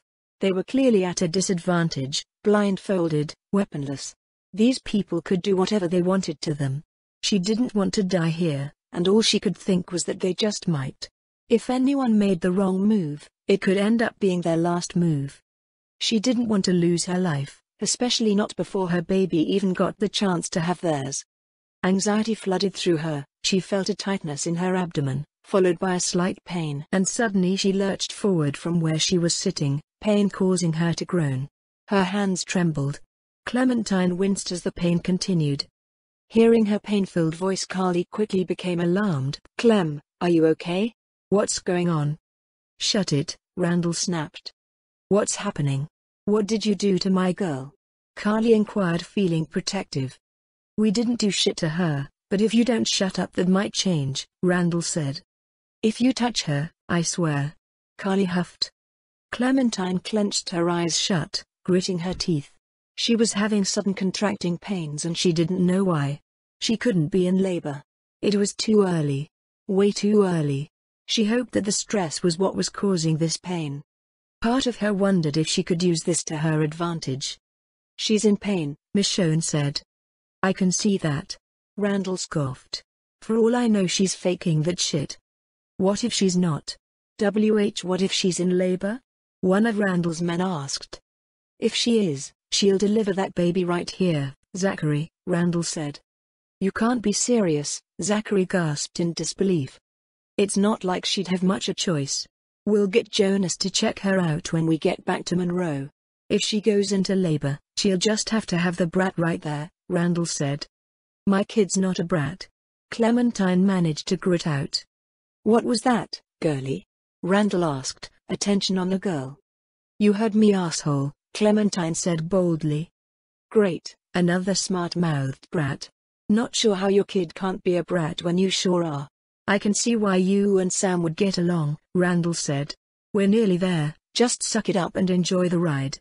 Or you could let us go. This is insane. We haven't done anything wrong, Carly said. You might as well get used to saying that, Randall replied. They continued sailing and eventually they reach a community of boats. Look at that. Here we are. Monroe. Doubt you got a good look last time you were here. Too busy stealing from us to appreciate our little community. Bet you never gave them a second thought. The folks you fucked over. It wasn't us. The young girl exclaimed again. What was that? Randall asked. We haven't been here before, Michonne said. Save it for Norma, Randall said. My sister. She's the one in charge here. She'll be just thrilled to see you. Randall takes off Pete's blindfold, while his people remove the rest of the group's blindfolds. They reach the dock, and everyone gets off the boat. As they reached the dock, another man approached and hugged Zachary. Zachary. Thank God. You hurt? I'm fine, Jonas. I'm fine. Zachary told the other man. Randall walked his way over to Jonas and handed him a bag. Here. Found your missing medicine. Thanks. I'll get this back to the sick bay, Jonas said, accepting the bag before walking off. Hey, your job's not done yet. Randall snaps at Zachary. Meanwhile, the group is led over to a woman who Clementine assumes is Norma. Randall, what's all this? The woman asked before spotting the young girl. Damn. I hoped I'd never see you again, Samantha. Norma, Norma cuts the girl off. Not a word. Not from you. Found them on the ferry. Along with this. Randall dropped the duffel bag on the ground and opened it, revealing its supply. That one there, he motions to Michonne, she's the one to watch out for. Norma rose a brow at the woman. That true? You dangerous? You don't believe me? I've never been wrong about something like this, Randall said. I think she's more than capable of speaking for herself, Randall. I want to hear it from her. I'm dangerous when I need to be, Michonne said. Why you're calling us dangerous? You're the ones that threatened us and tied us up. We've done nothing wrong, Clementine said, before wincing a bit in pain. That brat has a smart mouth. Just like Samantha. Randall huffed. I do apologize if my brothers treated you poorly, Norma said. Poorly? Norma, they deserve it. Randall scoffed. Enough. Randall, escort these ladies to the storeroom. Find somewhere comfortable for the other two. What? That's my brother. Sam started to protest. Come on, Randall said. Wait. What about my girl? She's hurting, Carly said. The girl's in pain, Norma. Not to mention she's bitten. Zachary spoke up. Bitten? Norma shot Randall a look. Why would you bring her here if she's bitten? I am not bitten. I am immune. My bites are all old, Clementine said. Norma looked unconvinced, but seeing the teen's pain-stricken face she spoke. Take the girl to Jonas, have him look her over. The little one, she motioned to Danielle, will come with me. Let Danny stay with me. Clementine pleads. You're in no position to give orders, honey, Norma said. Please, Clementine said again. I don't want to be away from her. She'll be fine with me. I'll take good care of her. Norma simply replied. Clementine wanted to protest, but knew it was no use. Don't hurt her. I wouldn't dare, Norma said. Get them to their places. Right. Zachary began to lead Clementine away, while Norma took a hold of Danielle's arm. You got this under control? Norma asked her brother. Randall nodded in response. Sam. Greg called as he and Pete were led away. Greg, you'll be okay. Sam called back. Get moving. Randall ordered. One of the guards took Pete and Greg away, while Randall escorted Michonne, Carly and Sam to the storeroom and attached their zip ties to the railing. Where are they taking Pete? Michonne asked. Don't you worry about him. Randall grumbled. What about Greg? Sam questioned. They'll be fine. Long as they don't do anything stupid. Randall shrugged. You're sure they won't hurt anyone? They better not hurt my girls, Carly said. Gosh, you folks are quite the group. Maybe you shouldn't have gotten sticky fingers, and this wouldn't be happening, Randall said. We didn't take anything from you, Carly said. You sure about that? Randall scoffed before pointing to a cabinet. Take a look over there. Looks a bit empty, doesn't it? Like something's missing. Luckily, my sister's good at getting answers. She'll find out what you did with the rest of it. And if she doesn't, we're just gonna have ourselves a talk. I'm not gonna let you do this, Sam exclaimed. Keep an eye on her. She's got a knack for starting trouble. Anything goes down and I'm blaming you. And you don't want that, trust me, Randall said. We don't take orders from you. Michonne replied to him. You should reconsider. I'd say make yourself comfortable, but that's probably not going to happen. With that, Randall took his leave. We gotta get out of here. They're going to hurt Greg. These people. You don't know what they're capable of, Sam said. He said they'll be fine, Carly said. Try to calm down. You can't believe a word they say, Sam said. I'm worried about Pete too, okay? I should have never involved my brother in this, and now you guys. Who knows what they're going to do to him? Why do you think they'll hurt them if the two of you didn't do anything wrong? Carly asked. Because these are not good people. Sam claimed. I'm sorry. This is my fault. I'm so sorry. I was just trying to protect my family. That's all. I never thought they'd go back to the ferry. I didn't know. It's not gonna be okay. What the hell is going on here? Michonne asked. I just wanted to use the radio. To reach people. I never expected that Randall would show up there. Not after. Sam paused and struggled to break free again. Ties are too tight. See anything we can cut them with? Anything with a sharp edge? I'll never be able to slip my hand out. Hold on, we gotta be smart about this. We need to think of a plan. We need to get out of here, Sam exclaimed. Just look around, please. Michonne and Carly began to search for a way to cut the ties. Someone really loves their cigs. Same brand that was in the duffel, Michonne noted. Yeah. But that's not gonna help us. I know. I'm just thinking. This is why there was nothing left on that ferry. It's all here, Michonne said. This used to be full? Carly asked. Sam quickly replied, how should I know? Michonne continued looking around and caught sight of a few toys. Before long, Carly could hear Michonne drawing quick breaths. Michonne? Carly called in a gentle voice. What's going on? Sam asked. Michonne tried to answer but seemed to be in shock. Do you need help? Is there something that we can do? Sam asked. Michonne couldn't bring herself to respond. Just breathe. You'll be okay, Carly said. Michonne struggled to control her breathing for a moment as she muttered out, I'm so sorry. It's fine, Sam muttered.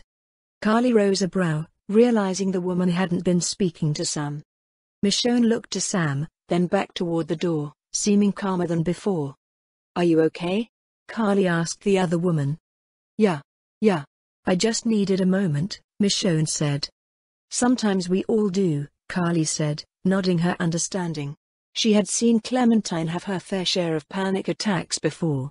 Hell, she even had a few herself in the past. Their attention is drawn as Sam continues her struggles to break free of the zip ties. Come on. If you want to get out of this, we need you to tell us the truth, Michonne said. You saw those bodies back at the ferry? That was another group. We traded with them sometimes. Randall killed them all. Everyone, even the kids, came with his whole crew. And he just murdered them. They were trying to run away, Sam said.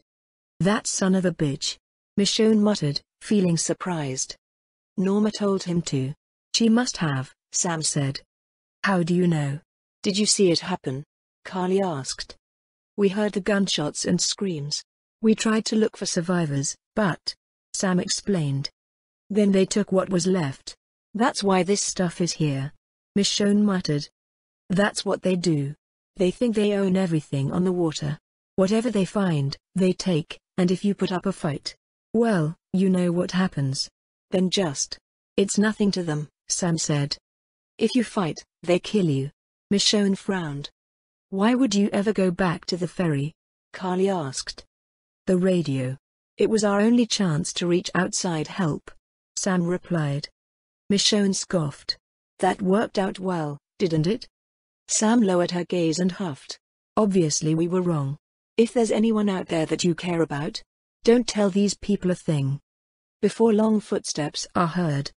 Someone's coming back. Sam's struggles continued. The pipe's loose. Just a little more, and I can get free. We have to get out of here. That might be a bad idea, Carly said. Haven't heard a better one, Sam said as she finally broke the pipe. This could cause our people to get hurt, Carly argued. They're gonna hurt them anyway. What's the difference? Sam replied. This is our chance. Whoever comes through that door, we jump them. We can do this together. It's now or never. What's it gonna be? Worth a shot. Let's do it, Michonne said. Guys, think.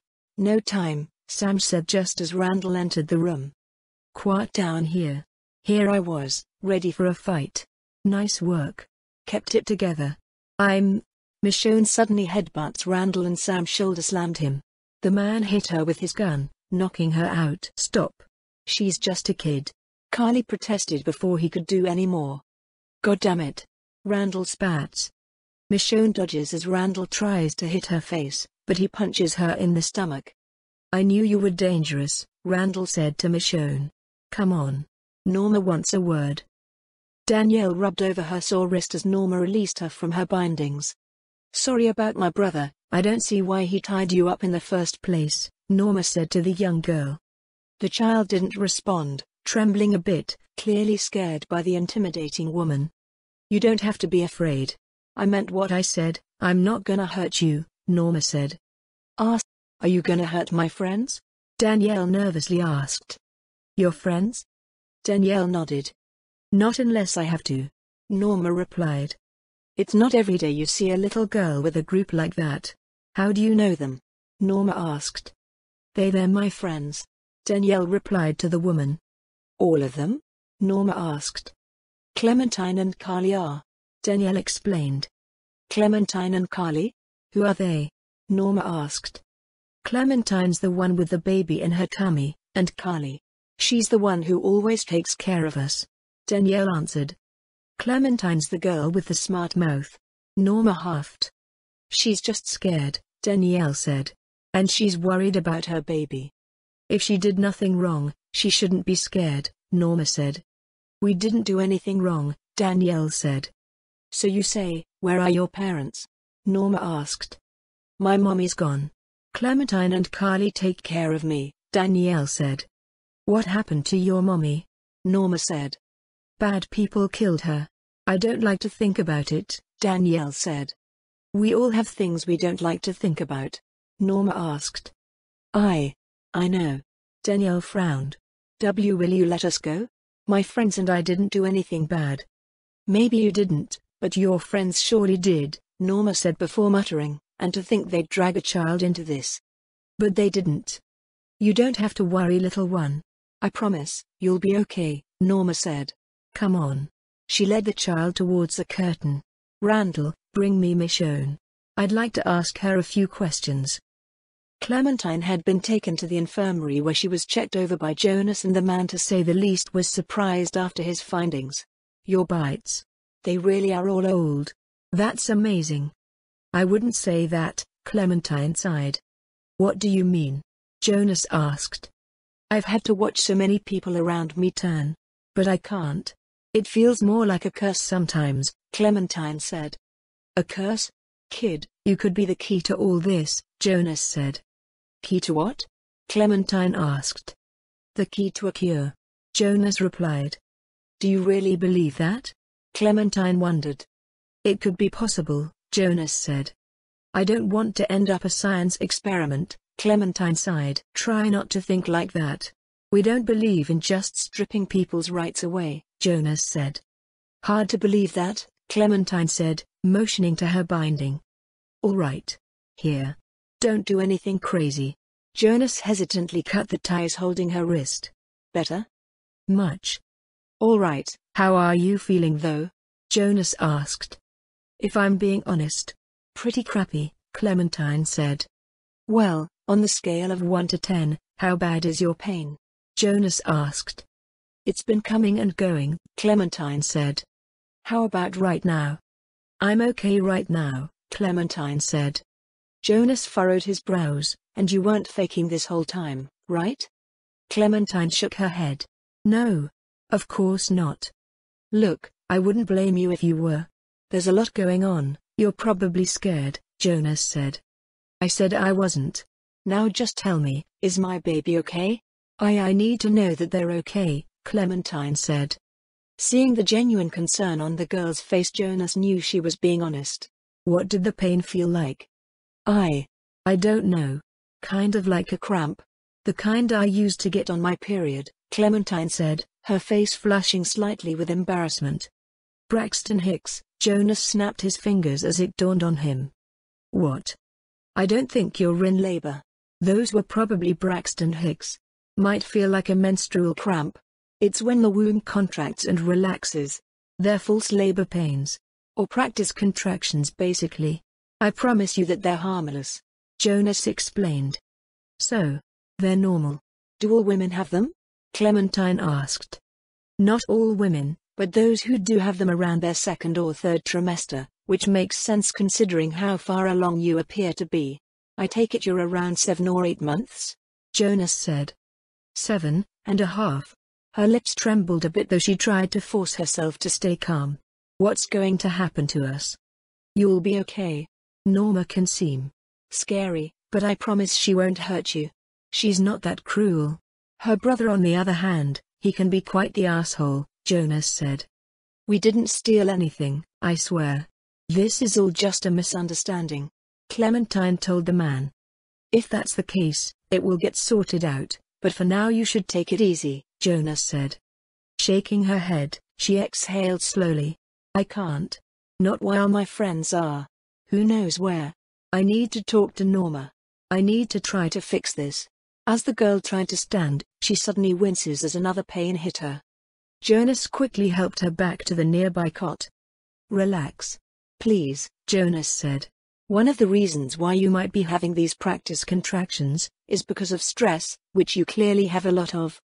Clementine knew that was true. She was often stressed, and this situation certainly was not helping. Here, start taking a slow deep breath as your contraction starts and then slowly breathe out, releasing any tension from your head to your toes. It's called organizing breath. It will help, Jonas said. Clementine listened careful, following his instructions. Good. Now, slowly inhale through your nose and then pause. Then exhale slowly through your mouth. Jonas told her. Clementine obliged, breathing slowly through pursed lips as another Braxton Hicks cramp grabbed her attention, refusing to release it for a few seconds. However, as Jonas coached her breathing, before long the contractions stopped, and she could once again breathe normally. See, you're gonna be okay, kid. Jonas offered her a small smile. She laid back against the cot, hoping that Carly and Danielle would be okay. Danielle fought the urge to cover her ears to block out the interrogation Norma was putting Michonne through. She could hear every question Norma asked, could hear the tone in the woman's voice change from calm to irritated. Michonne on the other hand remained calm as she tried to tell the woman they hadn't stolen anything. Norma wasn't buying it. She saw as they brought Greg upstairs and could hear as they continued interrogating both of them. She could hear Randall's aggressive voice and the child couldn't help but tremble a bit.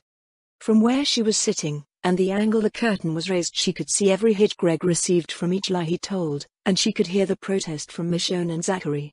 Her eyes were wide in horror, and she has to clench her eyes shut when Randall presses a gun to Greg's head. She's so scared that she'll hear the gun go off. Randall, no. Zachary's voice is heard. Oh, God. Please, I'll tell you whatever you want. Greg is practically whimpering now. Aim that at me. I dare you. Michonne ordered. How about I just shoot him? Was Randall's reply. Danielle fought back her whimpers, terrified for the boy's life. However, Norma spoke. Randall. Think you've made your point. Get a towel, Zachary. Leave him alone, okay? He's just a kid, Zachary said to Randall. Throw him a pity party when we're done. Get the fucking towel, Randall snapped. Zachary quickly went to do as he was told, but not before sending Randall a glare. He lying again? I try to be kind. I try to extend my goddamn hospitality. Norma huffed. Go fuck yourself, Michonne said. Randall's response was to hit Michonne with the gun, knocking her out of the chair, then kicks her in the stomach.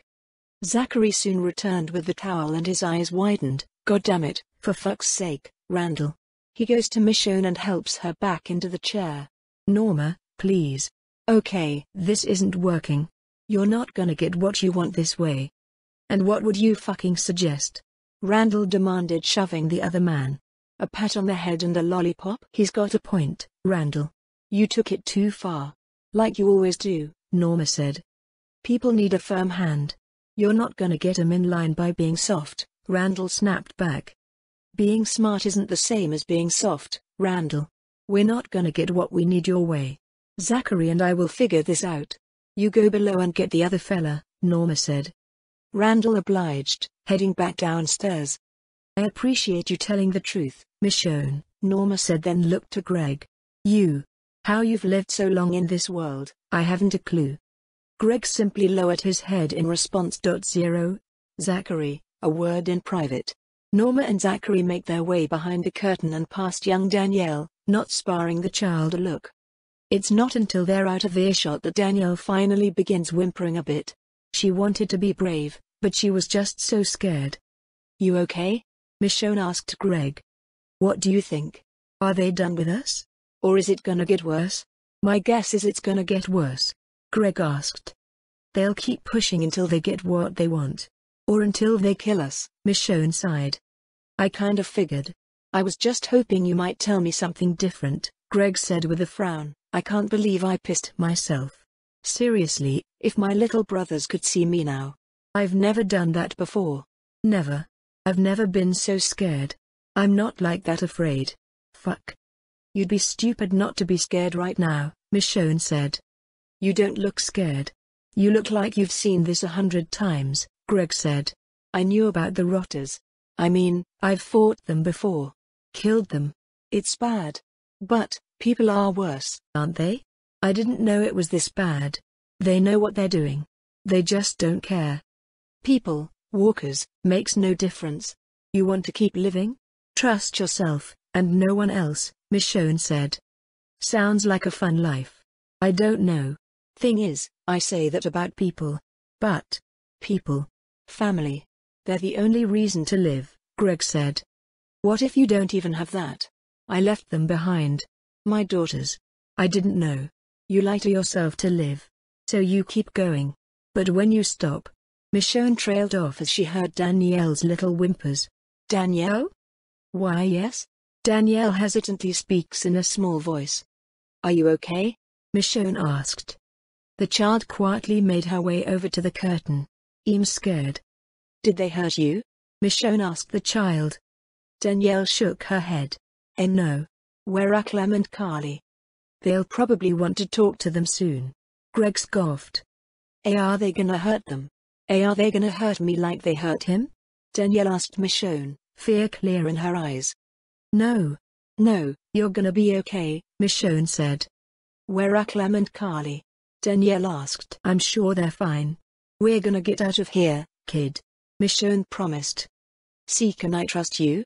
You told him to trust himself and no one else. Danielle frowned. You can trust me. We'll be okay, Michonne said. I'm scared. Danielle sniffled. I know, just keep doing what you're doing. We're gonna find a way out of here, Michonne said.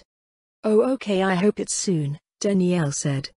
As soon as we can, Michonne replied. As they heard footsteps coming up the stairs, Danielle quickly ran back to sit down, not wanting to get in trouble. Randall soon returned with Pete. Michonne, Pete sighed in relief as he saw her. Randall forced the other man into a chair and Pete took in Michonne's and Greg's appearances. You two look rough. What did they do to you? Pete asked. Asked us some questions, Michonne said. Randall leaves momentarily, heading behind the curtain where he ordered a whimpering Danielle to shut up. Is Sam? Greg said.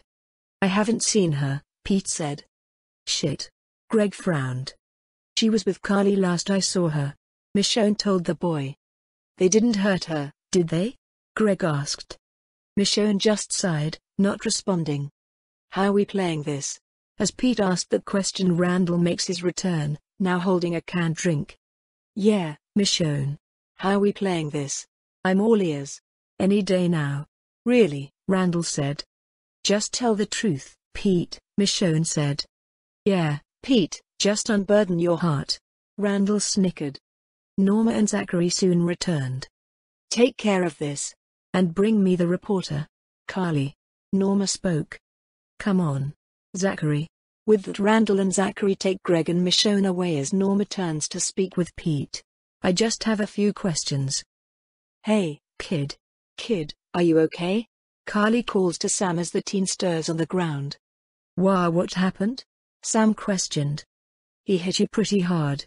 You were out for a few minutes, Carly said. Damn it. I was hoping it would work. Sam huffed. I told you it was a bad idea. Carly muttered. What other ideas do we have? We need to get out of here. We have to try again, Sam exclaimed. There's no point. You will only end up getting hurt worst. We're down one person since they took Michonne. We need to come up with another plan, Carly said. What kind of plan? They got my brother for fuck's sake, Sam exclaimed. They got my people too. Clem and Danny. They're probably scared, Carly said. I'm sorry. Sam lowered her head. Look, what you need to do is start being honest with us. And with yourself. Did you steal their supplies? Carly asked. I told you I didn't steal shit, Sam said. I know what you said. But I think it's bullshit, Carly said. It's not. Sam argued. It's a huge load of bullshit. I don't know why you did it, but you need to own up to the fact that it got us into this situation, and telling the truth might be the only way to fix it, Carly said. I am telling the truth. Sure. Keep telling yourself that, kid. It's sad when you can't even believe your lies, Carly said. Do you think Greg's okay? You don't think they hurt him, do you? Sam asked with a frown. I hope not. Depends on how those people are. You said they killed a group of kids. If that's the truth, nothing's stopping them from doing that now, Carly said. Those kids don't deserve to be hurt. No kid does. I know, Sam said. Silence fell briefly before Sam spoke again. I needed supplies. My family needed the supplies. So you stole it? Carly asked. I'm not saying that, Sam said. You don't have to. Carly replied. I never meant for this to happen. I never wanted to wrap anyone up in this. I just want to go home, Sam mumbled. We're in it now. All we can do is try to find a way out of here, Carly said. When you mentioned your people, you only mentioned Clem and Danny. What about Michonne and Pete? How long have you known them? Sam asked. About as long as you have. Carly replied. Wait, what? Sam's eyes widened in surprise. We only just met on the ferry. Carly explained. You're kidding. Dead serious, Carly said. That just makes this worse. I didn't want anyone to be forced into this. Samantha frowned. Well, what do you think of them? Do you trust them? They seem okay. Carly shrugged the best she could with her ties. That's good then, Sam said. And you think you can trust me? Carly asked. Considering the company you keep, I think so, Sam said. What do you mean? You're traveling with a pregnant girl and a little kid. Sam pointed out. They're tougher than you think. Carly told her. I'm sure they have to be in this world, Samantha said. How long have you three been together? A really long time. Since the start pretty much, Carly said. That is a long time, Samantha said. And the pregnant girl? She's, what, 16? That's Greg's age. Clementine's young, but she's tough. Carly replied. She must be scared. I can't even imagine bringing a baby into a world like this. Sam muttered. Sometimes things just happen, Carly said. Did she plan it? Sam asked. I wouldn't say that, but she doesn't regret it either, Carly said. She'll make a good mum. I don't doubt it. It's just rough. A kid is one thing, but a baby. They cry and there's no way to keep them from drawing the dead's attention, Sam said. We'll figure it out. We've been through a lot, and we'll get through this. Clementine's not alone, Carly said. You're a good person. I'm really sorry for dragging you guys into this, Sam said. All we need to do now is figure out a way out of this, Carly said. Right. Maybe. A voice grabbed their attention as a guard made their way downstairs. Norma wants a word. Grabbing Carly, the guard proceeded to march her upstairs, Carly passing Michonne and Greg on the way. I need to go. I need to check on them. Clementine huffed, feeling anxiety eating at her. You need to take it easy, Clementine. Your baby is stressed enough as it is, Jonas said. The baby is always stressed. And being here is not helping. Clementine replied. You need to rest. I'm sure your friends are fine, Jonas told her. I just want to be sure. We didn't steal anything, Clementine said. I don't know why this is happening. I'm sure they're sorting things out now. Just try to rest, Jonas said. I'll come back to check in on you soon. What? Where are you going? Clementine asked. I'll go check in on your friends and see what's going on, Jonas said. Thank you, Clementine said with a small sigh. No problem, kid. Just try to rest, Jonas said. Jonas left the room with a sigh. He could only hope Norma and Randall weren't being too harsh on the girl's friends. But he knew there wasn't much he could do about the situation. He headed towards his own room, needing a moment to think. I just have some questions for you. Norma spoke as Carly sat across from her. If you want answers, let me see my girls, Carly said. Your girls are fine. You want to see them, answer my questions. I'm gonna ask you the same thing I've asked your friends, Norma said. How long have you all been together? Not long. Beside Clem and Danny, we only just met on that ferry, Carly said. And I'm supposed to just believe that? Norma said. I told you the same thing. Pete spoke up. I'm not talking to you. I'd like to hear from Carly. Norma huffed. Pete says he heard a radio signal. Was that what brought you to the ferry as well? My girls and I were in the area, and we saw the ferry. Decided to check it for supplies, Carly said. Didn't have enough with what you stole? Norma grumbled. We didn't steal anything, Carly said. Of course, tell me your sob story. Again, no doubt. What is wrong with you people? Norma asked. I'm not a thief, okay? Just let us go, Carly said. Tell me the truth and I just might, Norma said. I told you the truth. I'm not telling you shit else, Carly replied. Clearly I'm not getting anywhere with you, Norma said. Randall, tell Jonas to bring me the pregnant girl. Don't you hurt her, Carly said. I'll only hurt her if I have to. I'm not that cruel. Norma scoffed. All of you are fucking stubborn. A short time later, Randall and Zachary lead Michonne, Greg, and Sam through a hallway. I know just where to put you. Randall opens a door marked "Keep Door Shut." What the hell? Jonas jumped to his feet, looking confused. Jonas, haven't you got a patient that needs you? Randall asked. No. You can't just barge in here, Jonas snapped. Jonas. Zachary calls, trying to calm the man. Where's my girl? Is she okay? Carly asked. She's resting. She's fine, Jonas said. Norma wants a word with your patient. So get her up there, Randall said. Jonas shoots Randall a glare and then leaves the room, and Randall closes the door. See, not everyone here lives in squalor. Jonas and Zachary have the nicest room on the ship. The good doctor deserves it. Gosh, he just works so hard, Randall said before turning to Zachary. What is it you do, Zachary? Besides fuck Jonas? Okay, fine. Randall, let's just. That's right. You do nothing. You cower and you whine because you don't have the balls to do things that need doing around here, Randall spat. This is how you treat your own people? Michonne asked. Only when they need it, Randall said. Zachary frowned and spoke. Look, whatever you're gonna do, Randall. No. I'm not gonna do shit. Your fucking uselessness stops now. Time to earn your keep. He shoved his gun towards Zachary. Here, go on. Get them talking.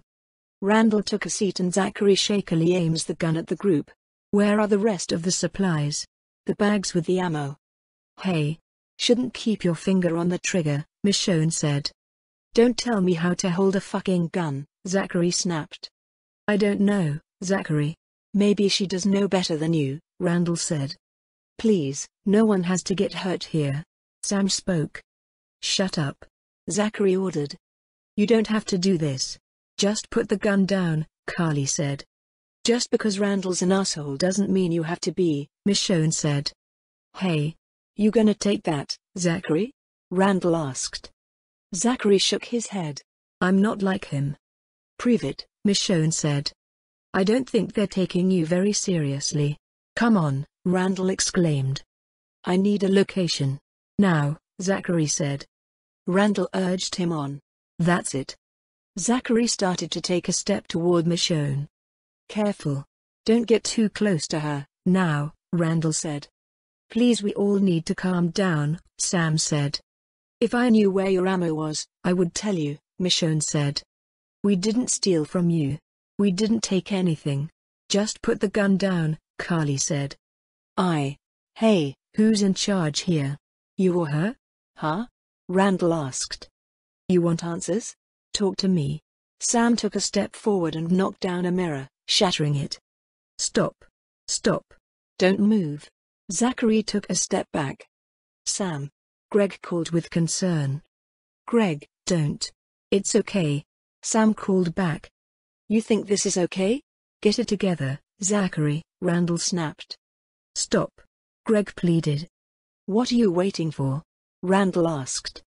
Tell Randall to leave, then we can talk all you want, okay, Michonne said. We don't have to be enemies. You don't have to do this, Carly said. Zachary frowned. I know, but... Just put the gun down, Carly said again.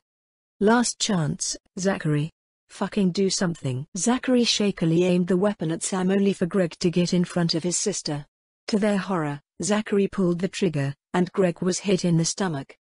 Damn it, Zachary. Now who's taking things too far?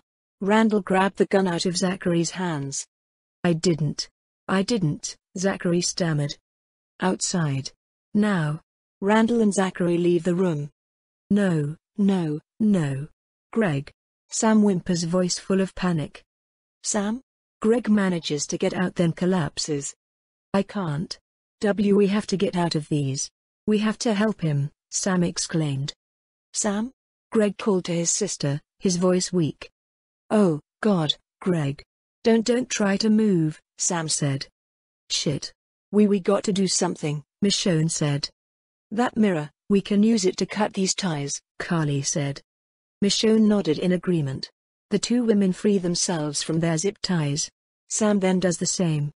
We have to lay him down, Michonne said. Carly, find something to try to stop the bleeding. Carly gave a nod and began to look around. She managed to find a nearby shirt while Michonne and Sam lay Greg down. It's gonna be okay, Greg. Sam told her brother. I don't think it is. Greg muttered. Don't say that. We'll fix you. Come on, stay with me, Sam said. Here, use this to stop the bleeding. Carly hands the shirt to Michonne, who presses the fabric against his injury. Come on, Greg. Come on, don't do this. Please don't do this. Think of Alex. You're his hero. What will he do without you? Sam said. Not a very good hero. Greg slurred out. No, you are, Greg. Please hang on. Sam pleaded. The boy doesn't respond, his head just lulls to the sides and his body goes limp. He's gone. Michonne frowned. He's going to turn, Sam. You need to get away from him, it could happen fast. Carly added. Your girl said she's immune. Maybe other people can be too. Maybe he won't turn, Sam said. Sam. You need to back away, Carly said. Maybe he won't turn. Maybe he won't, Sam said. He's not gonna become one of them. We'll turn, Sam. You know that, Michonne said. No, he won't. He could be immune too, Sam exclaimed. I can't. I just need another second, please. Not yet. I can't let you go yet. Greg. I love you. Michonne puts her hand on Sam's shoulder. Sam. Get off me. I just need more time, Sam snapped. However, a moment later Greg shot upright and lunged towards Sam. No. Greg, please. Greg. Tears began to fall from Sam's eyes. Michonne pulled a loose pipe off the wall. Hold him down. Sam shook her head. I can't do it. Carly. Michonne called to the other woman. Carly obliged and held Greg down. I'm so sorry, Greg, Sam cried as she forced herself to look away. Michonne used the pipe to bash the zombified teen in the head until the walker version of the boy no longer is moving. Zachary soon entered the room. What the fuck? Michonne dropped the pipe and punched Zachary, making him drop the gun. Before anyone can react, Sam grabbed the weapon. Sam. Put the gun down. Carly called. Fuck that, Sam said as she pointed the gun at Zachary, and he raises his hands. What happened to him? Zachary asked. You fucking shot him, Sam snapped. I didn't mean to, Zachary said, eyes filled with remorse.